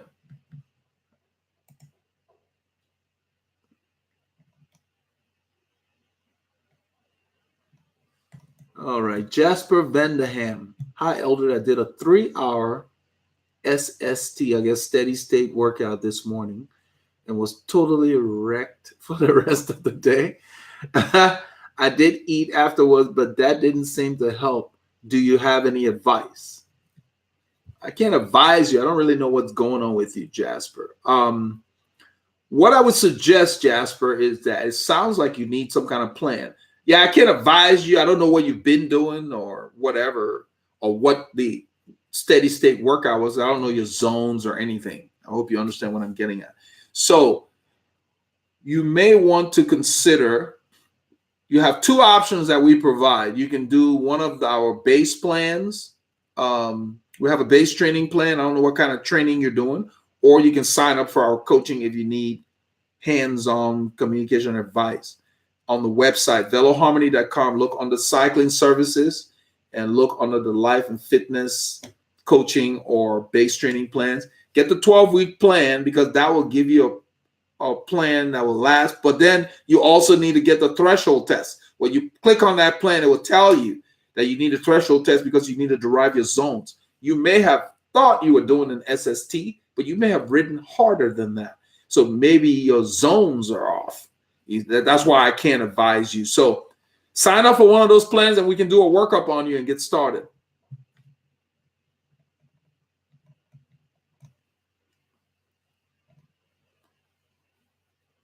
Eric Nell. I'm going to jump to Eric here. He's one of our super legends. Eric says, why do indoor trainers wear out road tires faster than the road? It seems that a rough road would wear out a tire faster, but shops sell specific indoor trainer tires. Okay, that's a good one. Here's the way it works. Don't buy a specific indoor trainer tire. I don't believe it's the best use of your money. I have found from practical experience, for example, the Continental Gator Skin will work indoor and outdoor. You're not going to wear that sucker out.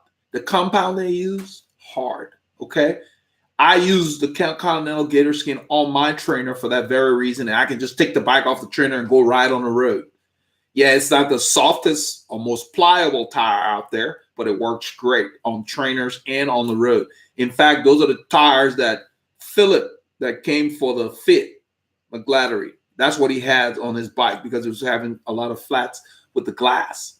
Now, the reason I recommend that is, why buy an indoor specific tire trainer that you can only use on the trainer? Buy a tire that you can use on the trainer and on the road. That's a better use of your money. And get a Gator Skin or tires in that TPI category. The low TPI, heavy compound rubber.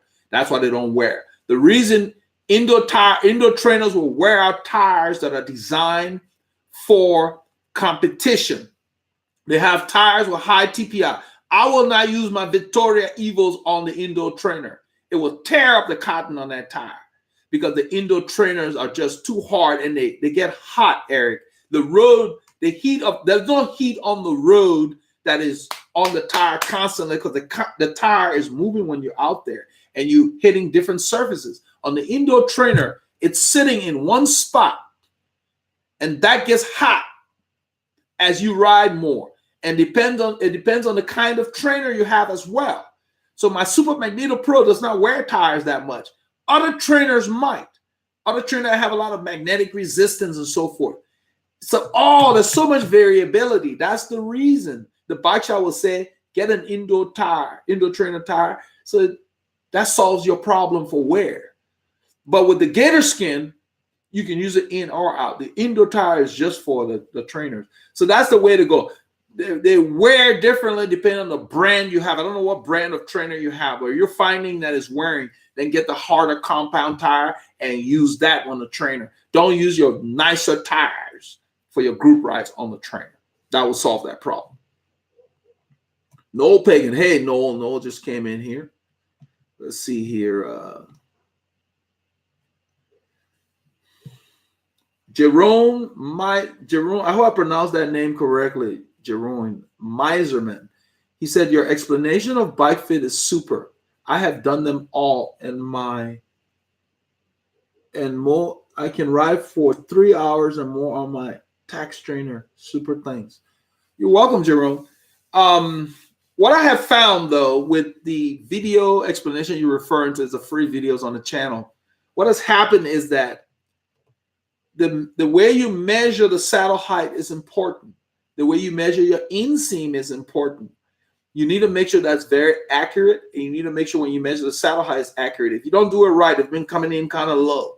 When I did Noel's fit, the way he measured it, it came in low. So we had to adjust it up, adjust its height up. So I've just prepared a video. It has not been released yet, that I will put on Patreon for the Super Legends, that has what I call the jig approach. When Phillip was here, that's what we use. The jig approach allows you to use a level with a bubble on the saddle to do your measurement. And that's the video that will help people who sign up for the remote fit and the Patreon guys to nail their saddle measurement, because that's critical.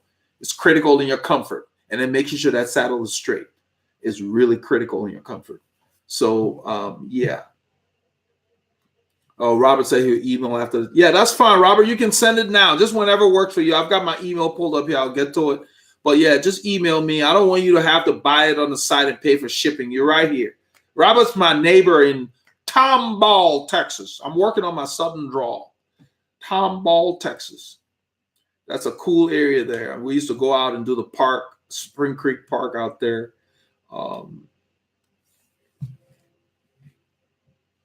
Let's see here. Your explanation of the bike for the Super. Okay, so yeah, Jeffrey just said, Jeffrey Davis just added that the heat from friction will do that.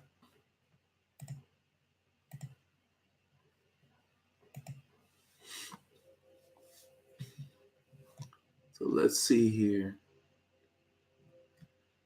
Jeffrey said, Paul K, I wish I had half the kit you have in that closet. Well, Paul, I didn't get them overnight. I've been racing. I've been riding and racing since 1988. That's what, 30 years or something? 31 years? So yeah, in 31 years, if you buy a kit consistently, I guess you'll have that much. So yeah, it's not overnight. And I only have in that closet what I wear. The stuff I don't like, I sold them on eBay or whatever. I don't just accumulate stuff. I use them. If I'm not using it, I'll give it away or I'll sell it. And a lot of the stuff that I have in my old team jersey from Violet Crown in Austin, I don't wear it much because it's not as nice. I mean, it's okay. But it's in the back of the closet. So a lot of those jerseys have history. And then a lot of the Rafa kit. Yeah, so it's an accumulation of kit over time. And that's the way you want to look at it. That's the way you do. You get a piece here. That's why I was talking about matching what you have to a sock. You don't need to go out. If I had all the money in the world, I wouldn't buy a lot of kit in one day.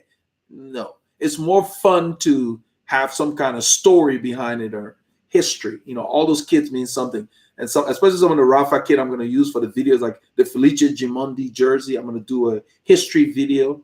That's the reason why I want to back off the Friday live session and just do this. I want to bring back some of the history stuff. You know, you guys will get pumped because the stuff those guys used to do, this was before power meters, all that crap. And in fact, I mentioned power meters. I'm going to talk about it right now. It was on my mind today when I was writing. I went up this. I went out to Cimarron. I took Paul there on Saturday, and I started to go up this climb. And then I looked at my heart rate, and it was 90 as I started the climb. And the climb was about maybe 15, 20 seconds, but it kicked up to like 8%. Paul knows what I'm talking about. It's a dead end. There were 2 dogs. There were dogs on the weekend. I thought they were only out there on the weekend, and then I went at the day weekday for the first time, and these dogs are out there. They want to come chase me. I'm like, not today, boys. I'm not in the mood. This is at the base of an 8%. I'm not outrunning a dog on an 8% climb. Those dogs are too fast. So I took my water bottle and just sprayed the water, and then he went back. He wasn't that interested in me after that, which was cool. So I started to climb because I had done the cul-de-sac turnaround. It was a dead end turnaround. Just go there just to do that climb. Turn around, started to go 90 beats per minute. Hit the climb, 5%, 8%, 8.7, and I'm just riding. I was in like a 39.17, which is a big gear for that, but I wanted to get my legs going. So I crest the climb, and then I looked at my heart rate, 115 or something. So it didn't have enough time to get up there, but it didn't mean that my legs didn't do the work. And the reason I'm bringing that up is I will be making a video about that, about RPE being important. It's more important to feel that I was going hard on that 8% climb versus what my heart rate said. Now, even if I had a power meter, it was more important to pay attention to, okay, I'm going full gas right now. And then the power meter will probably say 700 watts or whatever. And I'm going full gas. Because the next time I go full gas, if the power meter says 300 watts, that means I'm tired. I hope you guys are with me on this. That's what the video I'm going to make will be about. Why RPE is important. It's why I believe RPE is the most important metric. I'm creating a title here. I need to do a video about that, okay? Because one day doing 200 watts will feel completely different than another day doing the same 200 watts if you didn't get enough sleep, you're tired, your significant other stressed you out, whatever is going on. So you can't just pay attention to those numbers. You got to pay attention to your engine, your body. You know, so I didn't care that my heart rate didn't go to 150. There wasn't enough time. The heart rate is always catching up. It needs a few minutes.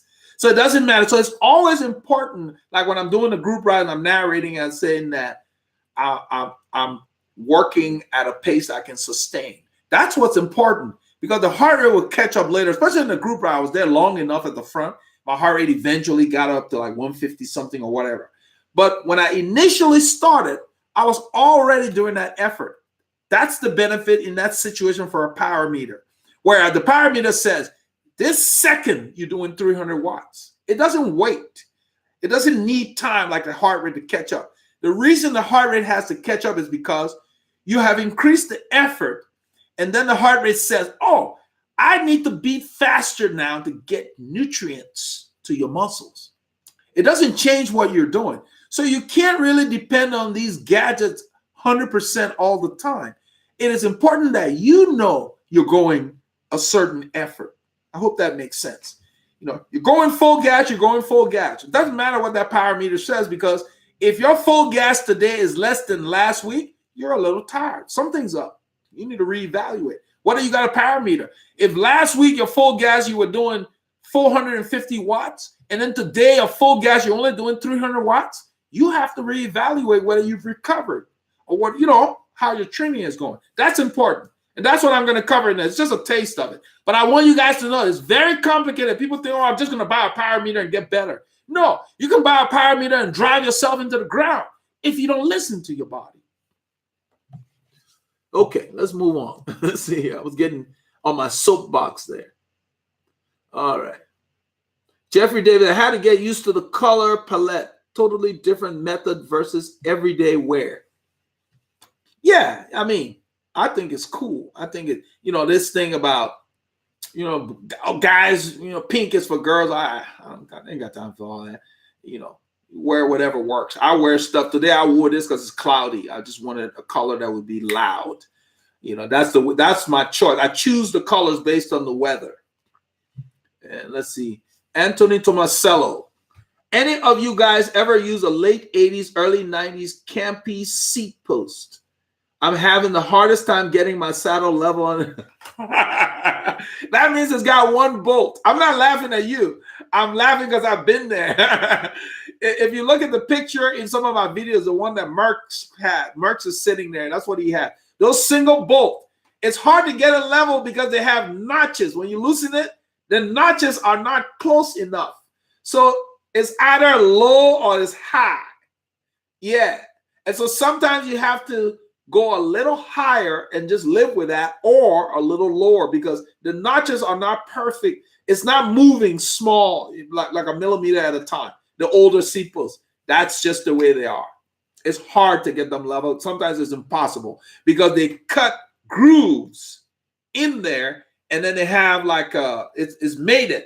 The front mate, the top mates with the bottom in those grooves, and as you move it, it notches to the next notch. And that next notch may be 1.5 millimeters ahead, now 1 millimeter. Yeah, so it's not possible to get it level. You have to get lucky, but it doesn't happen. If you in between notches and you tie it down, it will still move on you when you go ride. It will pop. It happened to Paul. He had one of those. That's why I use the saddles that have two bolts, one that adjusts the tilt, and I can get it at 0.00, yeah, or where I want it. I ride with a level saddle. That works for my body, my anatomy. I don't go down or up. Level 0.0. I have a digital gauge that shows that. Paul McGlattery also 0.00. I start everybody at 0.00, and if they've had an injury or they have a leg discrepancy, then we might try to accommodate that if necessary. But I start everybody level and then see. And with the SMP saddle, he had an SMP saddle. With the SMP saddle, it doesn't give. So where you set it, it stays. So yeah, you're not going to be able to get that level. So just get it to where maybe a little below level. I always err on the side of below, because if you go above, then you start getting a friction in your perineum area. Your shorts will start rubbing you in the soft tissue there, and it can cause you to have saddle sores. Because the skin under there is very fragile, and you don't want any friction. So err on the side of being a little below level, and then maybe when you sit on it, it will be okay. All right, let's see here. Yeah, I jump around. If a super legend posts, I jump to them. These are the guys that are keeping this thing going here. So let's see here. We got Steve Danoff. Yes, I noticed that the last few times I was out with a group, everyone else clunked, and I kept on wondering if I had shifted. Okay, Steve is talking about the Shimano. Yeah, it's not a bad thing. Shimano is so smooth that you're not sure. And then sometimes you end up trying to shift again. When I'm working on Paul, like Paul has Shimano 105, when he brings his bikes here and we're messing around with it, I noticed that. We've talked about it. Yeah, you don't get that plunk. And, that's nothing wrong with that. Some people, but now the mechanical probably shifts. I mean, the electronic may shift differently. They're all different as you go through the groups. So, but it's just so smooth. But it just works. Shimano just works. So it's like a Timex, But Campy, once you set it, man, yeah, I don't have to worry about shifting. It just works. I really like them. DB, what's up, Eldred? Got my first fit last week, and I'm ready to go due to me being a novice bike fit guy. The bike fit guy charged me $80 each. Yikes. For Continental 25 4-season tires. $80 each. Why'd you buy tires at a bike fit? You should have bought that thing. $80 for tires now. That's a bit high. That's retail, I guess. Yeah, that's retail. I get them on sale. Let's see. Lesson learned, should have waited. Why is he charging you for tires if you went for a bike fit? Were you buying a bike and then they had a fit thrown in? I don't understand, DB. I could have bought 2 tires for that. Yeah. Online, they're like $30, 32. Yeah, maybe 40. That's what my cap is, 40 or less when they're on sale. Yeah, $80 is retail. He didn't rip you off. The tires I ride, they sell for $79. The Evo, The 25 stuff for 79. I just wait. I don't buy it at 79 because that's retail. I wait till they're on sale. So he didn't steal from you. He just has to sell it to you at retail because he can't compete with the online people, you know. But I don't know. Hopefully the fit worked for you because it sounds like you bought a bike. It's like you're at a shop if he's selling tires. I mean, I don't know. But yeah, you didn't get ripped off. Don't feel too bad about it because a lot of people that don't stock tires, like a lot of riders don't get extra tires and the tire gets ripped on the road. They got to go to the bike shop and pay $80 just like you did. You know, you go out on Saturday, hit a nail or something, and it tears up your tire. And you can't wait. You got to ride on Sunday. They go to the bike shop. They pay $80, you know. But I always keep at least one extra set of tires at home for that very reason. So, no. He didn't steal from you, so don't feel bad about it. You just, you know, you bought it local. That's okay. Mike says, I still have Athena components on my 87 Atala, and I agree. Price of ridiculous components. Yeah, they're getting out of hand.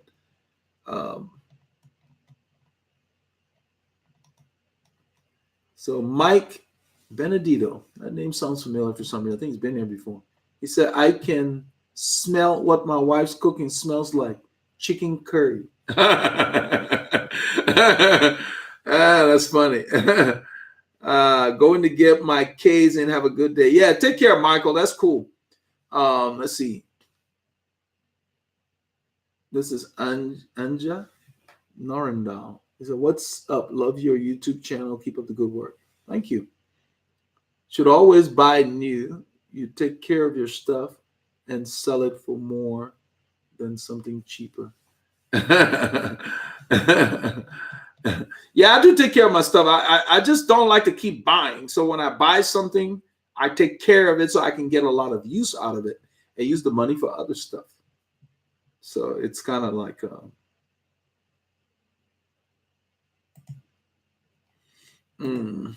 let's see, Phillip McGlattery.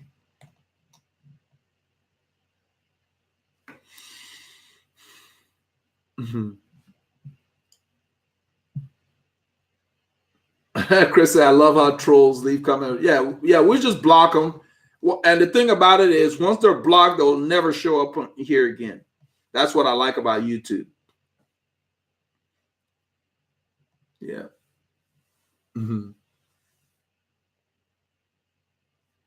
Yeah, X Game Plotter. I don't know where he is, but yeah, all that nonsense will block them. They're not cyclists. They're in the wrong place. These are lost souls. Think about it.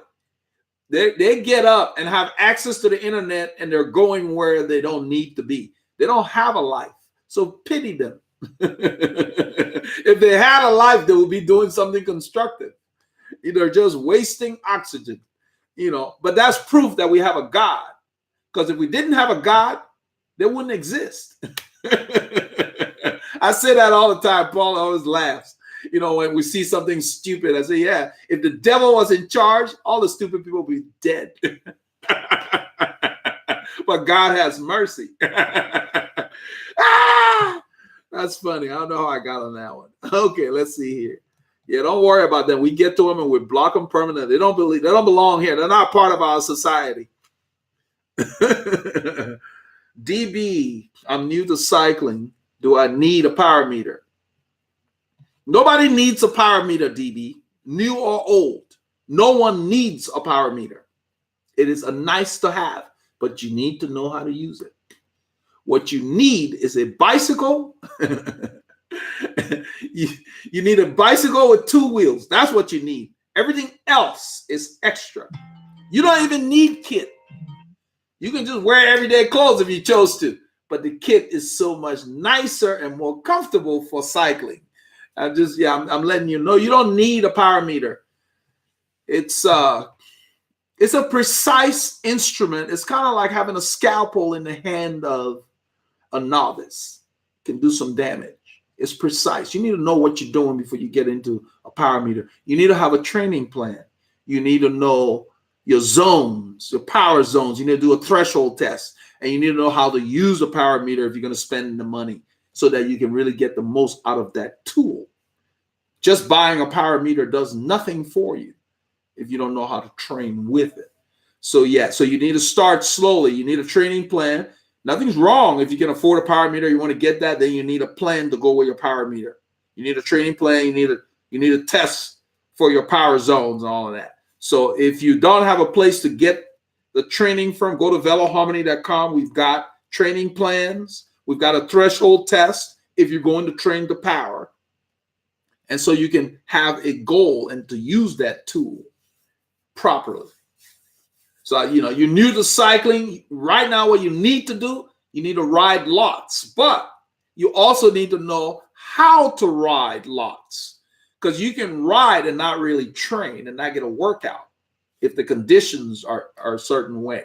So you need to know your zone so you can know how hard you're riding, whatever your goals are. I don't know what your goal is, so I always try to recommend people to have a goal and have somebody to guide them. You wouldn't go, like if you wanted to play soccer, you can just go out in the yard and play soccer. But the people who have a coach, they just get so much better, So I think you might want to look into some kind of coaching. We offer that as well, so you can have, I don't know what your goals are. That's what I'm saying right now. If you have goals, you want somebody to help you achieve that, and then they can guide you. So you're in the right place with that question, but I'm going to point you into thinking about what are your goals? What do you want to accomplish? And then you can send me an email. You can go to the website, veloharmony.com, on the contact page. Send me an email with your goals, and then I will tell you, okay, to achieve this goal, here's what I recommend. I hope that helps you. So Andrew Kenningley, he said, I talk straight. I like that, no bull. I hesitate because it's a compliment coming from him, but because of how I am, what you see is how I am. I don't have a lot of friends. There are a lot of people I rub the wrong way. I don't worry about it. I learned a long time ago, you're not going to get into the kingdom of heaven by being popular. What it said, by grace are you saved. You don't pay for it. So no, it's a lot easier to just speak the truth. I don't have to think about it. I don't have to think about what I said on the last session because I say what I believe. And if you look at all the sessions, I'm consistent because I don't have to. It's hard when you lie, you have to remember the lie. But when you tell the truth, you don't need to remember it. So yeah, I know what you mean when you said no bull. Yeah, because I believe that. I live my life like that. I don't like people that try to, when somebody tries to con you, it's almost like they're telling you you're stupid. And it's just rude. It's kind of like, just have to be honest. It's just easier, because things sell themselves. I made the comment earlier.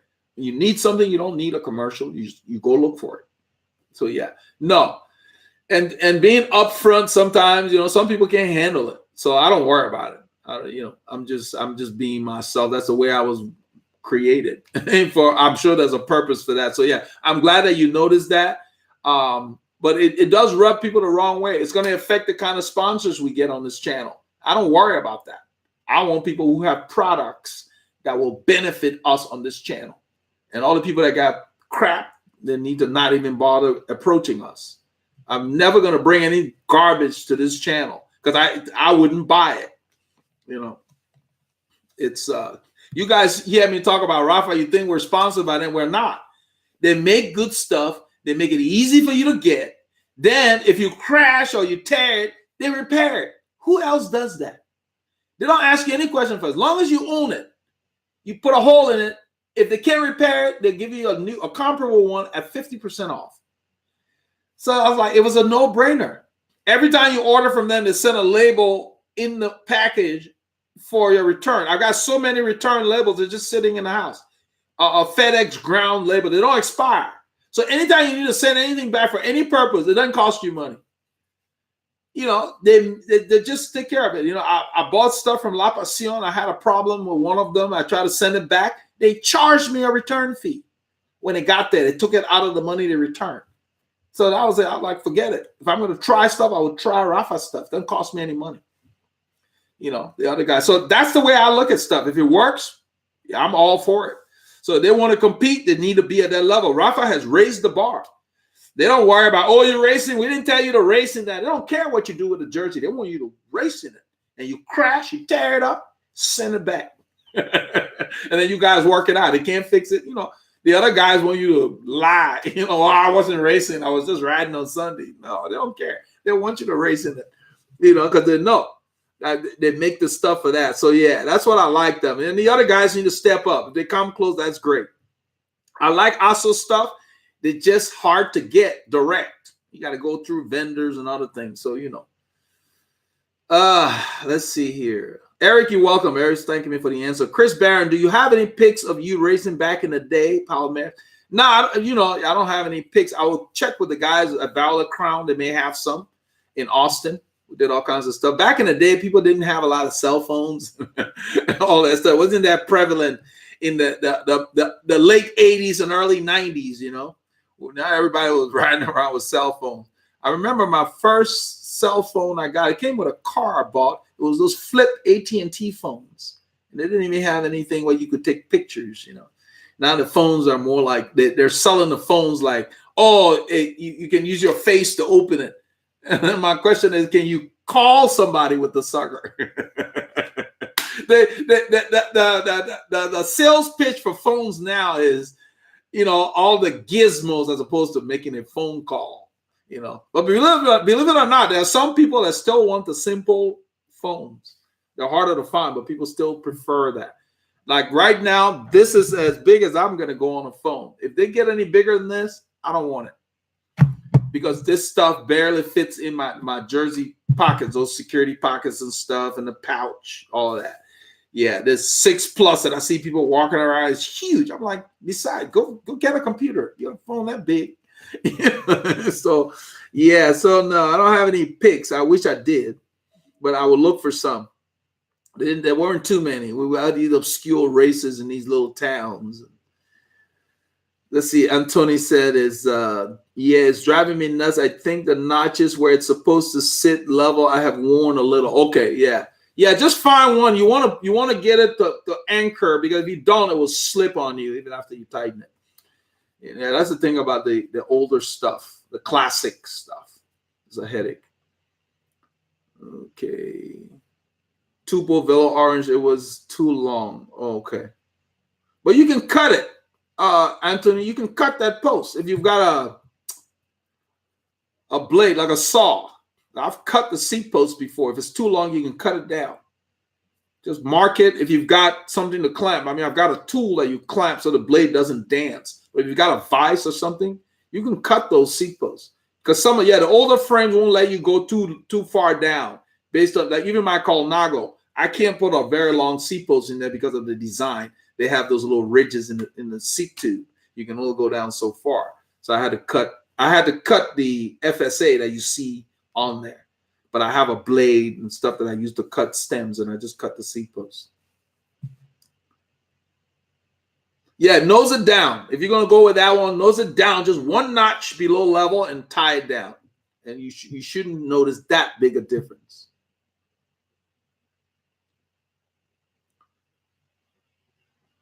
Eddie Arnold, he says, I'm thinking about getting a Cell SMP hybrid saddle. I'm not familiar with the hybrid. I only use the dynamic. We don't have a vendor here that allows us to try different ones. And I got the recommendation indirectly on Steve Hogg's write-up, because I've read all his stuff over the years, many years ago, and got his ebook a long time ago because I like his style on fitting. So he's one of the people I look up to when it comes to bike fit, because he keeps it old school. He focuses on skill versus red tool and fit kit, all that crap. So no, I only bought the dynamic based on the fact that it fits most people, because I didn't want to spend $250 and take the chance on a saddle not working for my anatomy. And the dynamic worked, and I liked it, so they're on all my bikes. So what I would suggest is there are some vendors that may have loaners or trial seat posts. So don't just spend money on something you haven't tried. So see if you can find a bike shop that carries that, so you can at least get a trial. Because the loaners, they make them with multicolor, and they're basically designed to be loaned out. but you have to find a shop that carries that. We didn't have any around here. Yeah, so let's see. Frosty says, Chain Life, I have 5,500 miles on the chain and is now cassette, and its new cassette on trainer. It's a tough feel on 2 small cogs. You need to get a chain checking tool. You can purchase that. I have it on the website. If you go to veloharmony.com, recommended cycling products under the web store, you can find it there. There's a chain checking tool made by Park Tool. Takes the guesswork out because the miles don't mean anything. It's how you use it, the conditions. Okay, how dirty you allow your chain to be varies. Don't do it by miles. Chain checking tool. I use the chain checking tool. I have wheels that are like 10 years plus old. The same cassette is still fine because the chain is a lot less expensive than the cassette. I get them out of there. The chain checking tool will tell you 0.5 or 0.75. When it gets to 0.75, get it out of there immediately. At 0.5, start shopping for a chain because you're coming for a replacement. But get that chain checking tool. Made by Park Tool. It's like 10 or 12 bucks. It's the best thing to use. That's what we use. Takes the guesswork out. All right, let's see here.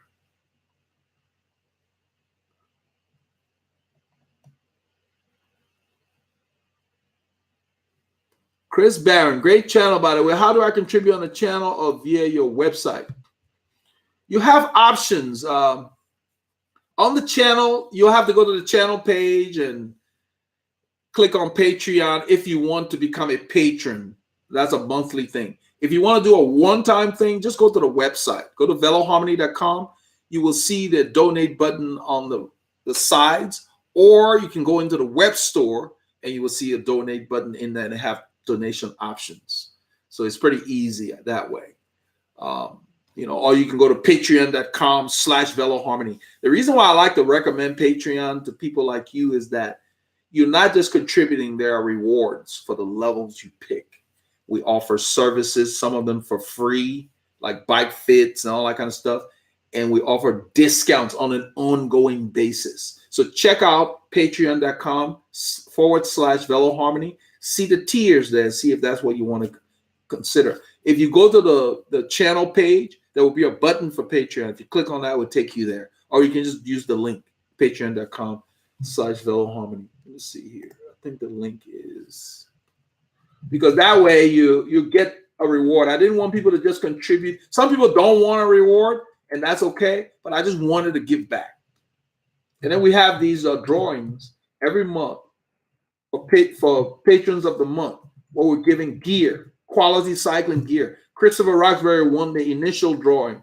Just make sure if you sign up on Patreon that you put your address in there, your shipping address, whether it's P.O. Box, I don't care. So because the program looks for active patrons that have an address. So let me do this. Here's the link for Patreon. And look at the rewards and see what might work for you, and that will determine what tier you sign up on. But we have monthly drawings, and you get good stuff. Like down the road, we're going to be giving Veloharmony stuff like this guy. Robert's going to buy one of these arm warmers. But we're going to look into I want to make sure that the patrons are treated special because it means a lot. All right, let's see here. Chris Barron. We're going to wrap this up soon. Anthony Tomasello, I found a funny video on YouTube of the Violet Crown guys in 1993. Those guys look awesome. Yeah, Violet Crown always had strong riders. I did some races with them and so forth. Yeah, I lived in Austin for about 9 years. I moved back to Houston in 2002. I moved to Austin in 93. I'm probably not in that video. I think I hooked up with Violet Crown around 95. That's about when I started doing fits seriously. So from 95 to about 02, I was in Austin. I did my master's at UT. That's when I was there. Yeah. Austin has some serious riding. Beautiful terrain. They call it the hill country. A lot of short. There's some walls there. It's serious. Those of you who like high gradients. I used to live in an area called Jester Mountain. I had to take the back way home because the front, that mountain, I want to climb that every day. It was huge. Said a 6+. Cycle Warrior says I had a 6+ and used to worry about going out of my pocket. Yeah, the phone had to stuff the pocket to keep it snug. It died, got the X, and no more worries. Yeah, I don't like any phone bigger than this. There's no point to that. I don't do much on this stuff. If I'm somewhere where I need directions, I'm running a map. That's about the only thing I'll do.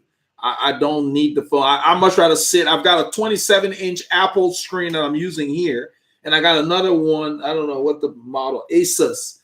And you know, Paul Yolanga came one day. We're doing something, and I put something. He said, "Man, it's so nice having the big screen." It's just you can do more with the desktop. So whenever possible, I'll use that. Or even my iPad. The phone is too small. It's okay for stuff when you're on the go, in a hurry. So Chris Barron says, "Talking of Rafa, it's amazing stuff. Are there any of your mates looking to visit?" RCC members. I'm not an RCC member, and I just don't believe that I need to give Rafa $200 a year and then buy RCC kit. I felt like it made no sense. If you're going to take $200 a year from me, give me a kit. This stuff's already expensive. I have a lot of their stuff, but to give $200, I can buy something from them. I can buy 2 jerseys, let's say, on sale. So it just didn't make sense. I got to give you $200 to say I'm in the Rafa CC, but we don't have a club in Houston anyway. So what am I getting out of it? So no, I did not sign up. They've been sending emails about that. I didn't see the use for that. I don't believe in giving people money and getting nothing back. It just didn't make any sense, especially a vendor like Rafa. They make enough money from me anyway, and other people. So it was like, okay, if I give you $200 a year, give me a kit. I should get an RCC kit for that money. You know, what am I paying you for? I'm the one riding. So, yeah, I don't know. No, we don't have a clubhouse here. As he said, looking to visit U.S., I can hire a Kenyan from a clubhouse. There's not one in Houston. There's San Francisco, I believe Chicago. You can look on the Rafa side. They have their locations. I don't know why they don't have one here because this is a large city. Maybe they just don't. They haven't gotten around to it. Yeah. 53 miles away. Yeah. And it's the only one in Southern Cal. Yeah. No, I don't see the need. I really don't. You know, if I give you $200 a year, you better be giving me something for it. You know. All right, guys, we're going to wrap up. It's been a great session. You guys were awesome. I want to thank all the super legends. Chris Barron, I hope you sign up. There's a lot of good stuff coming. This channel is unique. As they say, the train is leaving the station. You need to get on board. We're headed to higher and bigger things. We're going to get a Rafa kit. Chris Roxbury and some of the other guys planted that seed. We will be getting our next kit through Rafa.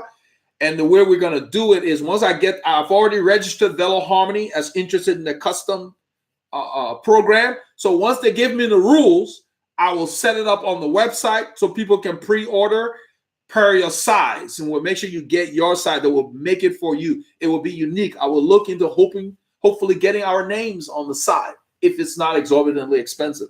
Hopefully they'll offer that, but it's going to be unique. You won't find that Veloharmony kit anywhere. It will be a flyweight because at 135, I think we can handle that. So you guys get out there. If you didn't get out, go get some K's in, whether you're on a trainer or whatever, and we're going to hook up. I'm going to have a video coming out on Friday. This will be the day for the live session. So stay out of trouble. We're going to keep this channel special. You guys be cool.